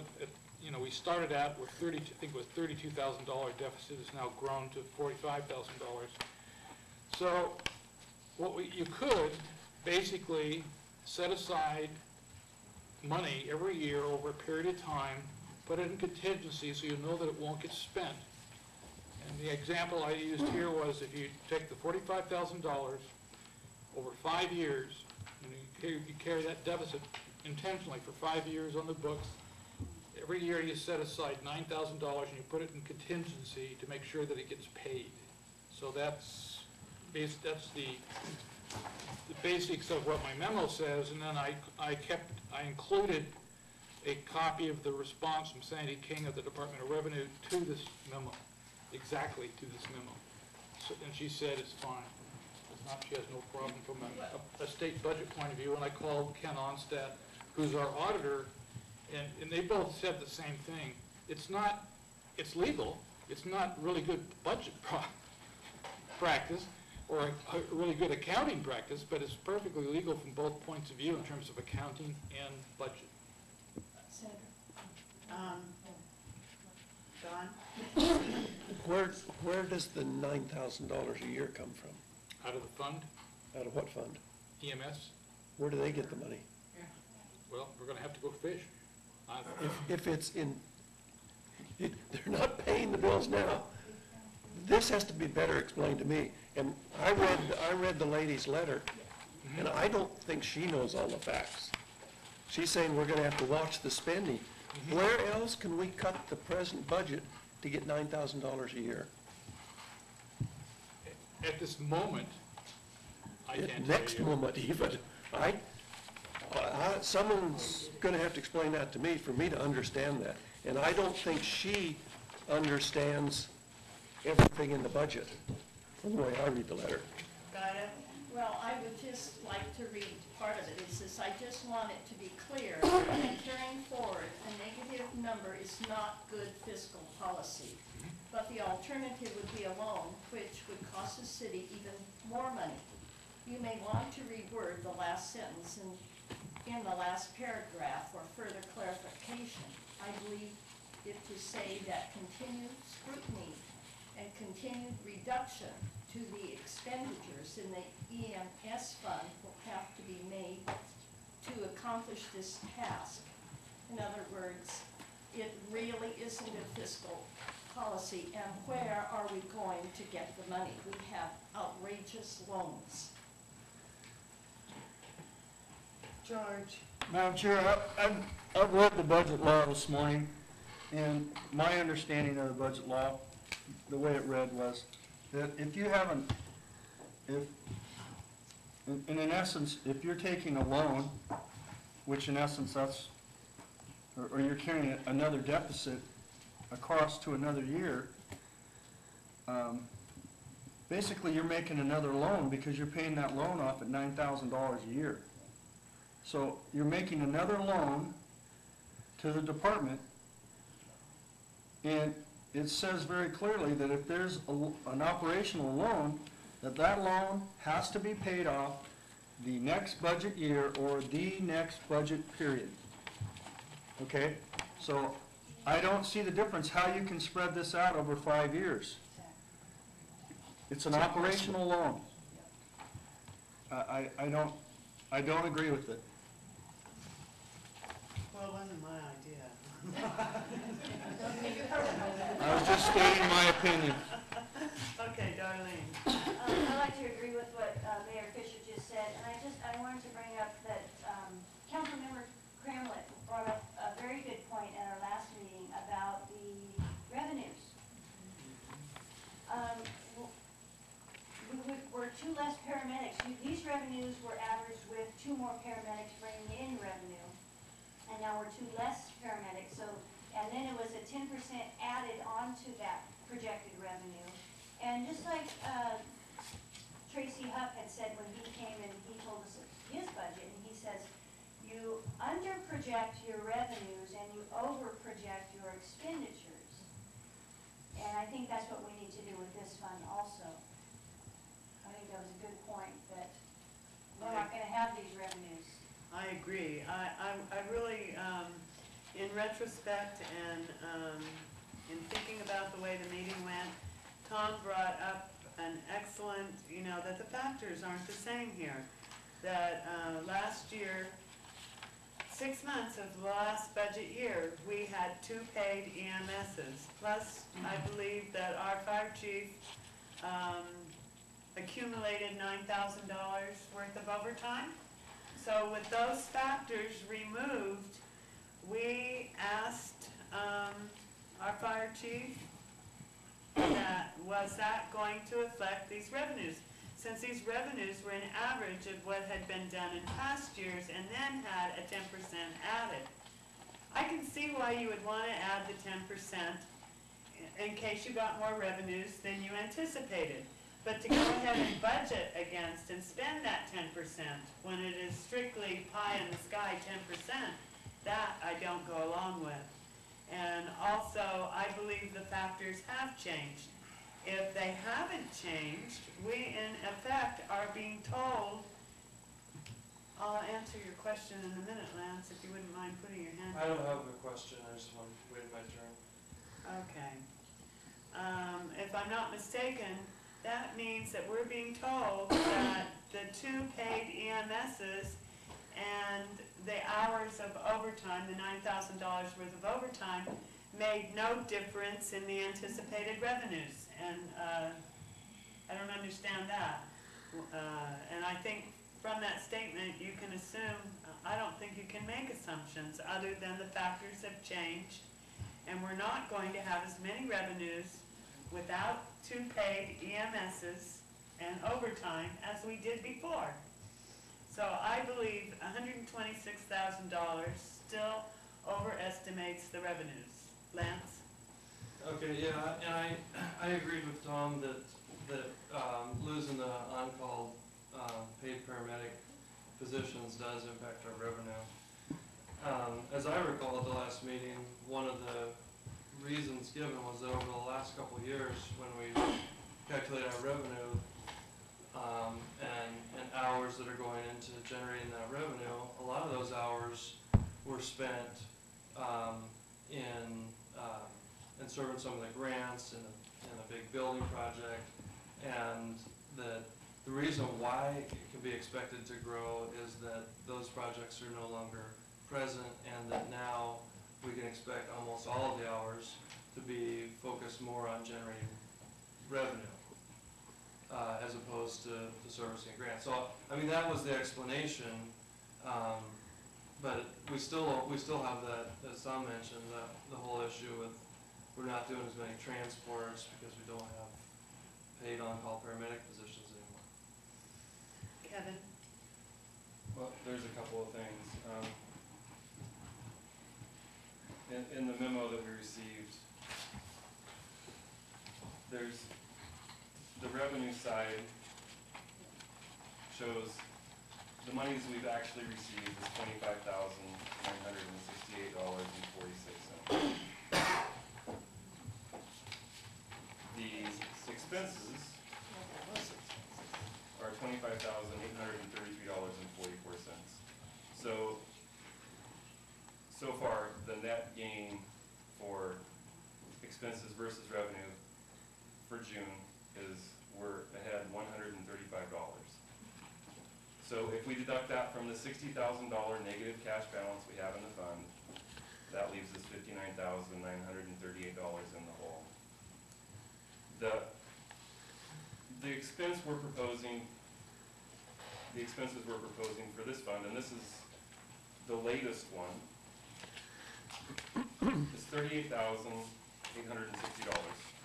pretty sure that's what it shows on this one we were given Wednesday night. Under recommendations, recommended, the very last line on page 4.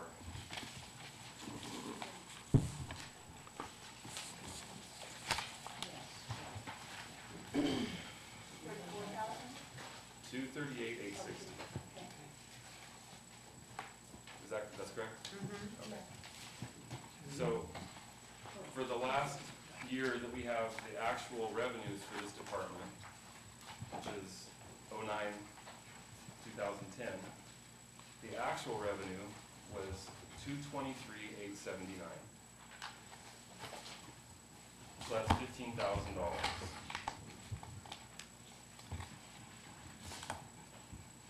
Well, that gets back to the revenues being overestimated, correct? Exactly. So we're starting out $60,000 in the hole. We're overestimating what our revenues are again. And how is it that we're going to come up with money, not only to keep from spending more than we're bringing in like we have for the last 3 years in a row? In that situation, how are we going to pay back the $60,000 every year? I don't see that that's a possibility.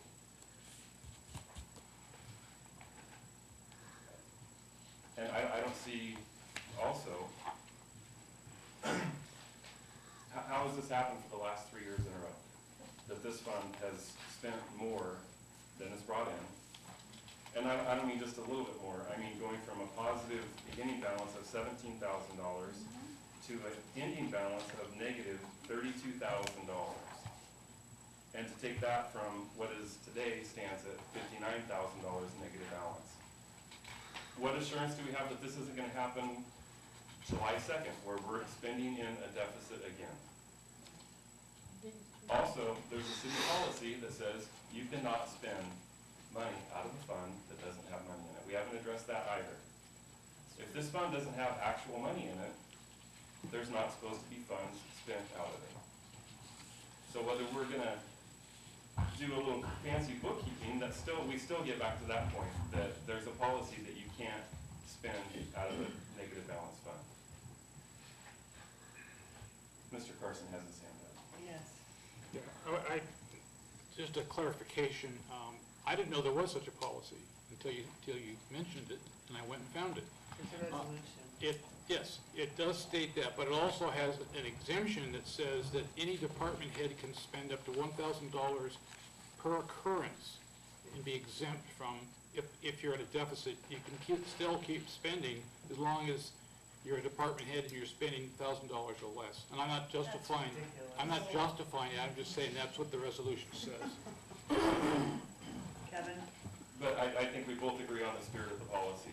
Yeah, it And that's- basically said, It's not, I think that's an emergency thing, and I also think that doesn't say that you can go from $32,000 in the hole and just keep spending $1,000 at a time. That's not even reasonable, and the truth is a lot of these expenditures are more than $1,000, right?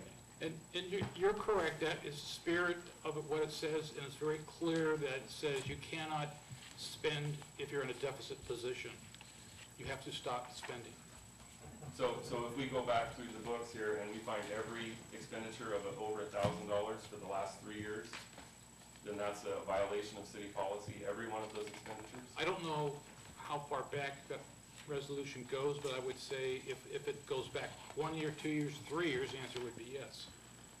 It goes back farther than that. Okay, well, then the answer would be yes. And so, is what becomes obvious to me at this point is that we don't have, there are supposed to be certain safety checks along the way, check valves, so to speak. And because 3 people are doing this, it takes 3 people to make an expenditure, 3 city employees. And we're, at the budget committee, are not equipped to handle how city employees do their business. But we are basically stuck with the ramification of how business has been done. Yes, Rich? Actually, I think there's only 2. If it's up to $1,000, the department head can spend. If it's up to $2,500, it's the city administrator, and if it's over 25, it's the council. Okay, but, well, actually, if you want to count the council, there's even more. As far as I'm concerned, you have the department head, who should be taking responsibility. You have the finance officer, who should be informing the city administrator when something's gone into a negative, if the department head has not done his job. Then you have the city administrator, who's supposed to exercise oversight and determine whether these are legal transfers, legal expenditures. And then you have the council to keep all 3 of those employees in line. Now, the budget committee's not equipped to do with anything, to deal with this, but the budget committee can make a recommendation to council that, and I've been thinking a little bit about it, and I know some other committees, members have been thinking a little bit about it, and this memo from Sandy King kind of backs that up, because what Rich wrote was the approach guarantees the current deficit will be eliminated. Continued scrutiny of the reductions to the expenditures will have to be made to accomplish this task. And that was corrected by Sandy King to include, and I think that this is really significant, continued reductions to expenditures, and she also added continued scrutiny. And I think that scrutiny is the key here to, you can't keep funding and putting it out there and expecting a different result than it's obvious we've been getting. And I pointed out to some people that's a definition of insanity, to do the same thing over and over and expect a different result. So we basically have to set something in place, and I think it should be the recommendation of the budget committee, that would be my idea, to appoint maybe a subcommittee of the budget committee, and the council would have to make this decision, but to appoint a subcommittee of the budget committee to work with Marianne on a semi-weekly or monthly basis and give a report to city council on both the revenues and the expenditures of this department. And so, if anything is going to happen, you won't find out about it 6 months later. It'll be, and that way also the bookkeeping will have to be kept very current. So, Don? I understand that, but I think we're at the point now of the suggestion to get the budget balanced and get through this mess. We've got to find a bunch of money. Where is it going to come out of this budget that we have right in front of us? How can we do it? Darlene?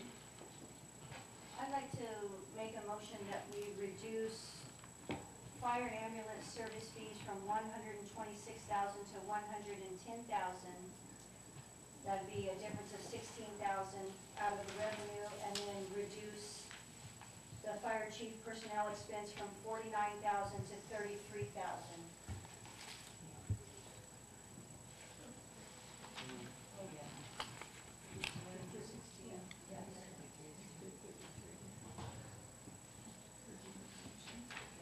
In essence, that's funding that position for only a portion of the year. Bobby? Well, that was my question. I don't know all of that fund entails. Is that purely the salary of the paid chief, or what is it? That's what that is. Yes. That's it. Personnel expenses are only the chief. And that would be allowing the program to continue with some funding. Laura? Well, I still don't think that's going to fix. No, that's just a portion of it. I don't know how to fix the whole thing. That's just one part of it, and someone else can be fixed on the rest. Let's do this, just to get one thing straightened out at a time. You suggested reducing the estimate of the revenues from 126 to 110. And was that in the form of a motion? Yes, Would somebody like to second that motion and we can vote on it? I'll second it. There was a second part to that Second. motion. Oh, oh. Sorry. No, Well, I was told if you reduce from revenues, you didn't have to carry the same number over to expenses, and so I think that it would basically put that into, it would fund it either half part-time or 6 months full-time, or wherever that would go to council. That would give them 6 months to investigate other avenues, different alternatives. It would give them, we would have a fire department for either 6 months for full-time or a year half-time. either that or possibly there are other Or funding others. alternatives that haven't been explored, like participation by the port, for instance. Because we know that council has directed staff to come back with other options, and this is just a way to continue the fire coverage, we'll have some coverage, and still give council and staff time to work through options. Shauna? That being said, we might as well just further cut then the revenues, because we're not going to have billing, we're not going to have those billable runs that a fire chief would do, so then we're gonna further cut our revenues, so. That's true. And Kevin? I would like to see the beginning balance actually reflected on this as well. The beginning balance of, Zero? as of we stand right now, negative $59,938.96. That money is actually missing from this fund, and I think it needs to be reflected in the budget. I would agree with that in reality, but we've been told flat out by the Department of Revenue, you can't budget a negative. It has to be zero or positive. You can't do a negative. So you're saying we have no alternative except to take out of other funds to give this fund back its money, and then they're gonna be paid back over a 5-year period? No, I'm just telling you what, in talking to the auditor and Department of Revenue, we carry the deficit on our books, but they won't let us, under Oregon budget law, budget a beginning balance that is a negative. Did you last year? Didn't it get budgeted last year? Uh-uh. No. Okay. I'm not saying I agree with that, I'm just saying that's what I've been told flat out, that's the way it is. But, so if it's not a beginning balance, then it needs to be shown as a line item, As a previous year's liability. debt, 59,000 such and such dollars. I mean, I don't really care what line item it's in, but it has to be reflected in this budget, because this is where the money came from. I mean, that's the standard principle is, when you spend money, your department is responsible for it. If we don't, if that's not the case, then there's no way that we'd ever be able to manage the city. We could do it as a line item for now, and I'll check with revenue and see if they're gonna have some issue. I heard you say that you couldn't have an ending balance, a negative ending balance, Beginning balance. negative beginning balance. Yeah, you have a fund balance at the end, and then you got a beginning balance at the start of the budget year, and that's the one that has to be zero to a positive. Now, you may be able to do it as a line item and show it as a negative and just identify it as, fund deficit or something, I don't know. Well, it should be reflected, because it is. We Yeah. are in the red. I agree that it Yes. should be reflected, I just don't know how to. Yes, a line item. I'm just not sure, I know for a fact, because I've asked that question several times, and Department of Revenue always has the same answer for the beginning balance. I've never talked to them about a line item. Maybe if we'd had the information So, staring us in the face in past years, I'll it check wouldn't with, have gone to this. I will check with them to make sure. Laura? These are worksheets, so for the sake of worksheets, I mean, you could easily be put in there and we know it's rolled over, but it would make it more transparent. Right. Well, it definitely needs to be noted, and I personally don't like the idea of taking 5 years or 3 years even to pay off a negative balance that was accumulated in 1 year. George? And I'm pretty sure, according to budget law, it has to be paid off in 1 year. If it's a loan. Well, you have to consider a loan. Yeah. Well, yeah. Instead of hiding it, so to speak. Well, there's a motion on the floor. Okay, And I second. now, let's repeat that motion again, okay? Was that in 2 parts or just to do with the revenues? My motion was to reduce, I believe that these were over projected revenues, and to reduce the revenues from the fire ambulance service fees from 126,000 to 110,000, which is a difference of 16,000, and to reduce the fire chief wage from 49,000 to 33,000. Would you mind breaking those motions up into 2 motions? Sure. I'll make the first motion to reduce in the revenues, fire ambulance service fees from 126,000 to 110,000. I'll second. Lance? I don't believe we've dealt with the concern that Shauna raised, which is a concern of mine too, because if you're gonna reduce the fire chief position to half-time or half-year, then realistically, as you pointed out a couple times, you also have to adjust the revenue down. So it's, because that's the position that generates most of the revenue. So I don't think that is addressed in those 2 motions. Maybe Mr. Carson has a suggestion on that. No, I just thought of something else. If you take it strictly out of salary, what happens when you reduce the salary, it also reduces all the benefits. Right. So you might want to look at just reducing the overall total personal expense by that number, then it'll balance. We can work the numbers back, but it'll balance against the revenue, be the exact number, otherwise it won't be. I think right now we were just trying to settle the discrepancy of I understand your point, Lance, because if we make this more realistic projection of the revenue as it is now, and then we take away labor, that's likely to change again. But, okay, Darlene? We really don't know what the outcome of that is. I think that's gonna go to council.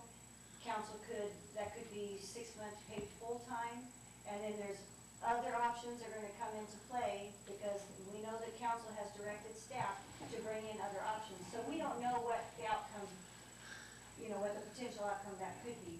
But But we know that we're looking at $59,000 deficit, and we know that the Department of Revenue has said we need to cut expenses, and we know that Chief Pritchard has already gone through and cut all the expenses that he thought he could, and so this is the only other viable option that I can see, besides maybe $100 here or $100 there. I personally have a tendency to agree with Rich. I agree with your concept, but I think that we should make that reduction out of the entire fund.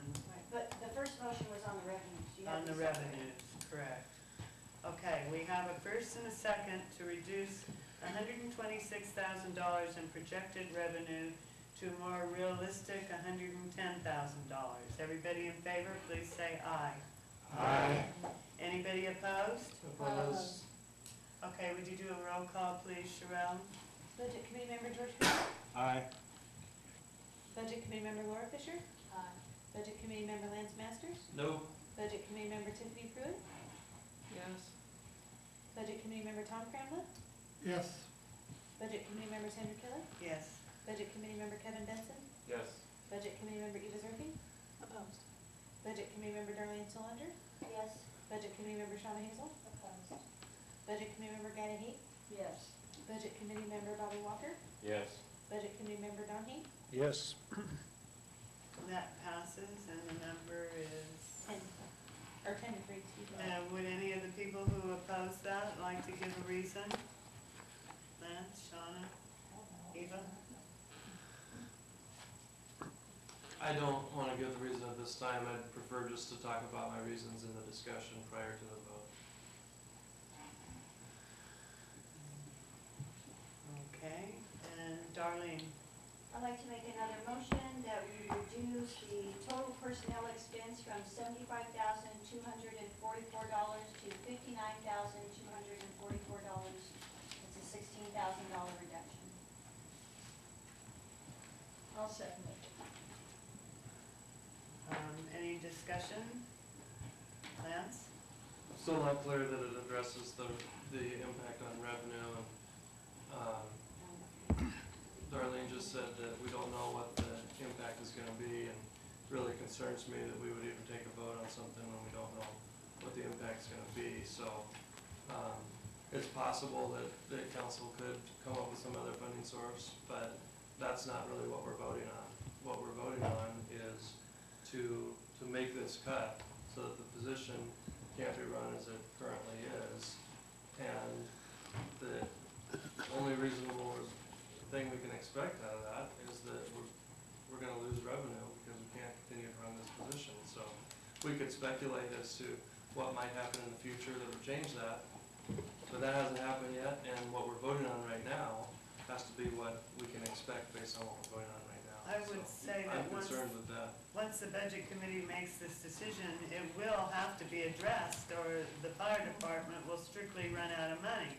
So something's going to be done to address this in that period of time before that happens. So nobody here is suggesting that he work for less salary for his hours, but it might be necessary to reduce his hours to 30, or it might be necessary to find other funding in order to continue. This isn't the solution, this is making it, and so a solution has to be found. Lance? Are you Kevin's recognizing got me, his or are hand you up. just saying my name? Kevin? I think you recognize Lance. Are you, Lance. who are you calling on, Kevin, or? Go ahead, Lance, I'm sorry. Okay, so, yeah, and I think that, I think you're right to say that you can't expect him to work for that much less without reducing his hours, but if we reduce the hours from that position, you have to assume that you're gonna reduce the revenue, because that's the position that generates revenue for this department. So I think that, I don't wanna see that get paved over in an effort to balance out what we just did with our previous motion.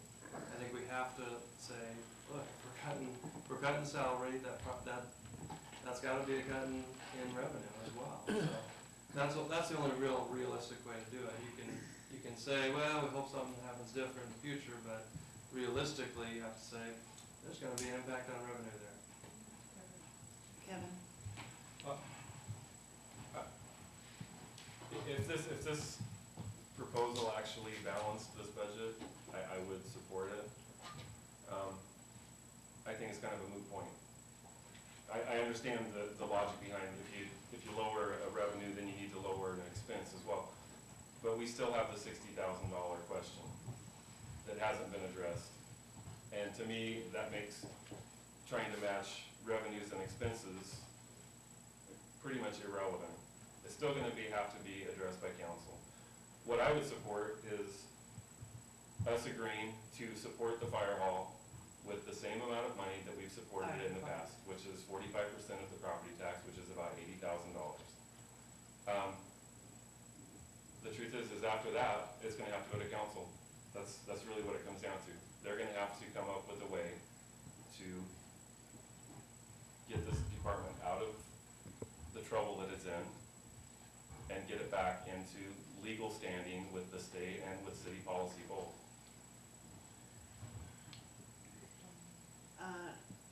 Shauna? Rich, I had a question for you, actually, Kevin brought it up about property taxes, since we haven't approved the assessed tax rate. Isn't there something we could do there to slightly change our percentage, et cetera, because this is going to occur year after year after year, and at some point, wouldn't it be wise to have somewhat like a little bit of a service tax on top of our taxes that would be directed towards this, or raise that percentage slightly? Well, actually, even though it says 45%, that's not right. The actual number is I think, the last time I ran this was like 32%. In terms of the budget that's in front of you, 32, it's because, well, anyway, it's 32%. So it's not 45. I'd like to respond to what Shauna asked. No, he needs to answer the question. Well, I wasn't, can you restate it? I wasn't too sure how you were doing that. Is there anything we can change there with the property taxes and change because we haven't approved our tax rate in any way?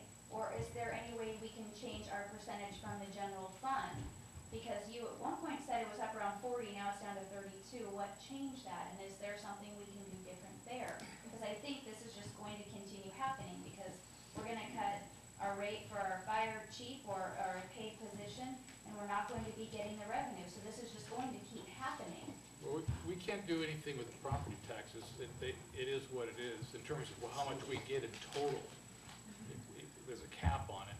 How you allocate the property tax and what percentage is totally up. I think that percentage is incorrect because you're talking about just this percentage. It's much higher if you consider the loans that we're servicing. Point of order. It's 9 o'clock and you do either. Okay, it's 9 o'clock. I would like to continue. I'd like to know if we have 8 people that are willing to continue for a half an hour. George? Madam Chair, I move that we continue for another 15 minutes to try to get this resolved. Second. Everybody in favor, please say aye. Aye. Anybody opposed? Aye. Opposed? Okay, 2 opposed. Motion carries. So there's a motion on the floor still. Darlene's motion is on the floor still. And I don't make the motion to say that that's gonna put the Band-Aid, I mean, it's just a small Band-Aid on the big problem, but, you know, I'm doing that part, and I was hoping that somebody else would have an idea for the rest. No, I understand that. Okay, the thing about the property tax also is, you know, there can be another tax, and the citizens, one group of citizens keeps saying that the majority of the citizens wants a larger fire department than we can afford and are willing to pay for it. So I would suggest, if that's true, I don't quite understand when they had such a supportive council, why they didn't bring it to the voters as a levy. Because there's certainly no way to get more tax money since we already accept the maximum, which I would have liked to reduce because of the 5% internal payment from the electric company. Rich? Yeah, I mean, you could create a separate assessment district that would not increase the property tax, but collect property taxes separately from what the normal cap Exactly. is, but it would have to go to the voters. That's a fire district like the Dallas has. Actually, it could be just, Yes, they do have a separate fire district. They could do a levy though. but you without could, a but you could create a separate levy and send it to the voters and it would be an it's a levy if it's operational. It would be a bond if it was capital improvements, but you can add under ballot measure 5, you can add things on top of the base rate. Just, all you have to do is take it to the voters. Right. And on the other issue about us paying a lesser percentage, that's not true. Like I say, if you factor in the loans on the fire hall, we're paying a higher percentage than we ever have for that department. Shauna? Just want to point out, by further reducing your personnel expense, you are further taking away actual wages that would attract a good quality employee, and so eventually you're gonna lose good employees because of this throughout the city and with this position.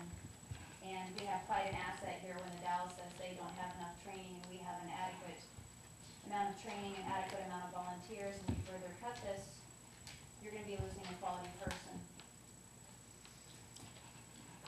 Darlene? So you're saying we have $59,000 to cut from here, and the Department of Revenue suggests we cut expenses. So does anybody else have an option of where we're gonna cut $59,000 of expenses from the fire department? Well, I don't believe we should be giving Volunteer Association $3,000 under the circumstances. And I'm not trying to nickel and dime volunteers any more than city volunteers. If people don't realize that, banquets at Multnomah Falls, et cetera, are not within our budget nowadays, and flipping hamburgers is, then I think it's our position to have to do that for them. Laura? I'd like clarification on that 45% of the fire hall. It's in our budget that they get 45% of property taxes. You say that's not actual. I would like clarification. Well, now that when I started the original budget that I gave you, I think that when I ran the numbers, it was like 32%. Was it 45? It was 45.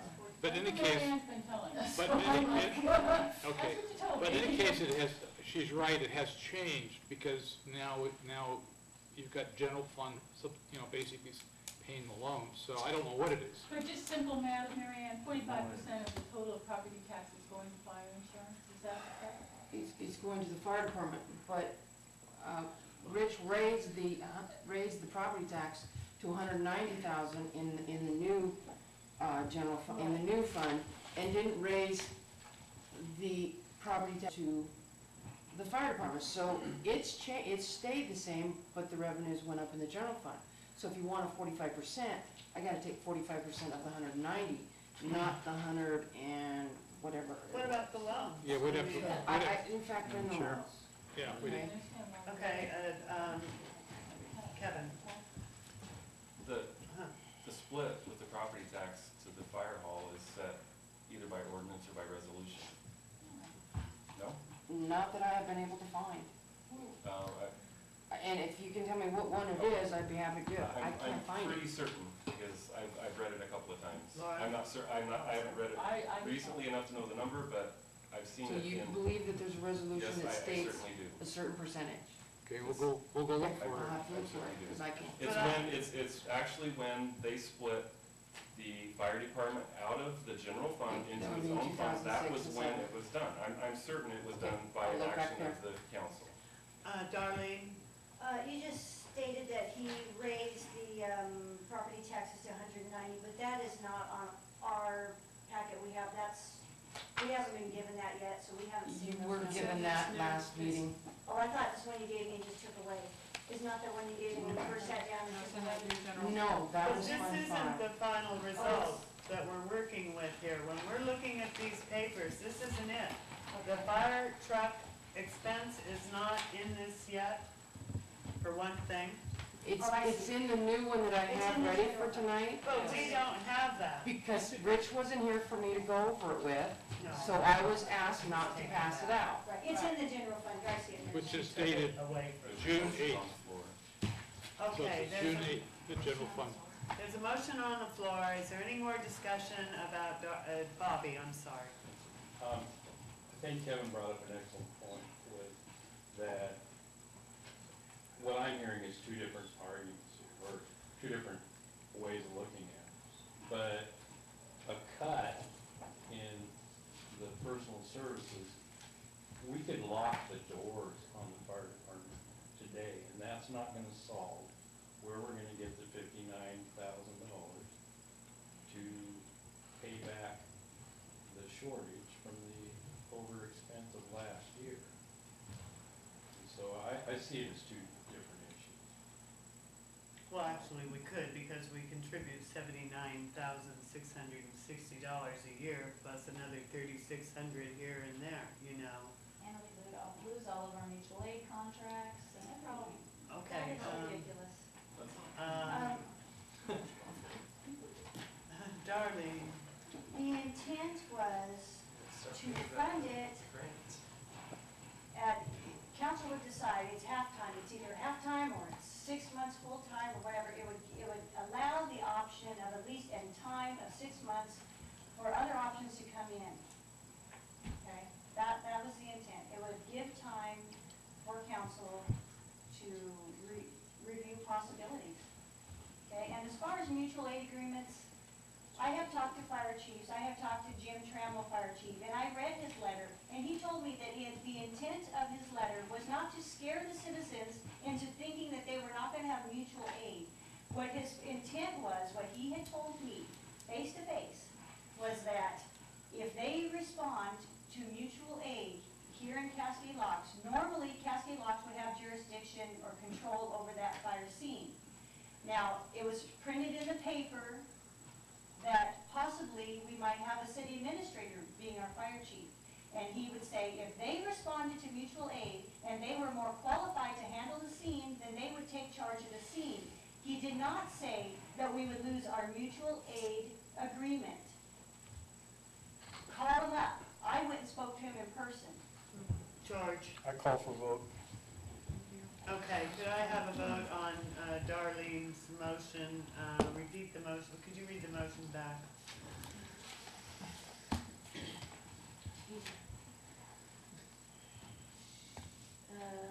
Sorry, Budget Committee Member Solinger made a motion to reduce the total personnel services in the EMS fund to $59,244. Okay, would you please do roll call vote on this? Budget Committee Member George Fisher? Aye. Budget Committee Member Laura Fisher? Aye. Budget Committee Member Lance Masters? Nope. Budget Committee Member Tiffany Pruitt? No.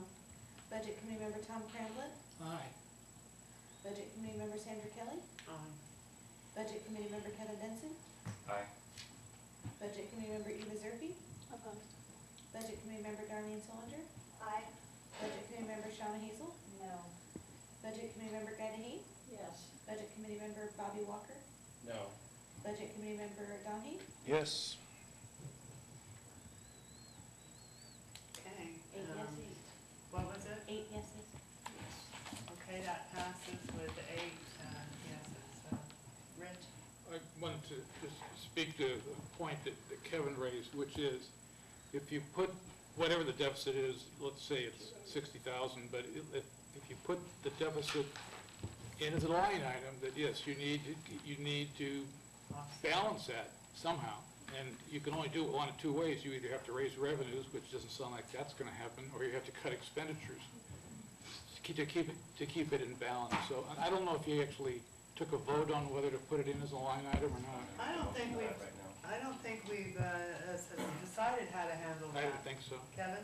I would make a motion to include in the Fund 5 a line item reflecting the actual negative cash balance of $59,938.96. I'm sorry, can you repeat the number one more time? I apologize. And are you recommending an offset? The number? Yes. $59,938.96. And no, I'm not recommending an offset. I simply want this fund to reflect the actual condition of the fund. Lance? Is there a motion on that? There's That was the two, motion. I think I heard 2 second. seconds, okay. Darlene seconded. Lance? So it was a while back that you called out the math that you used to arrive at that number, but I think you were using part of the memo from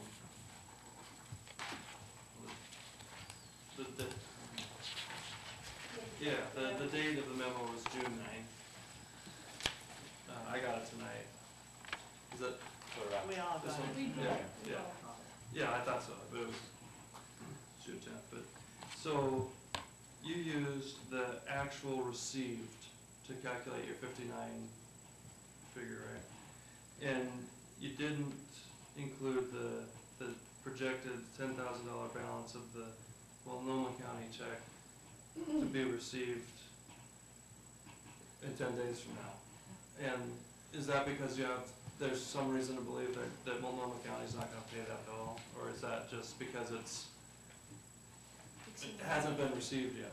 Kevin? First of all, because I've been hearing about the Multnomah County check since January.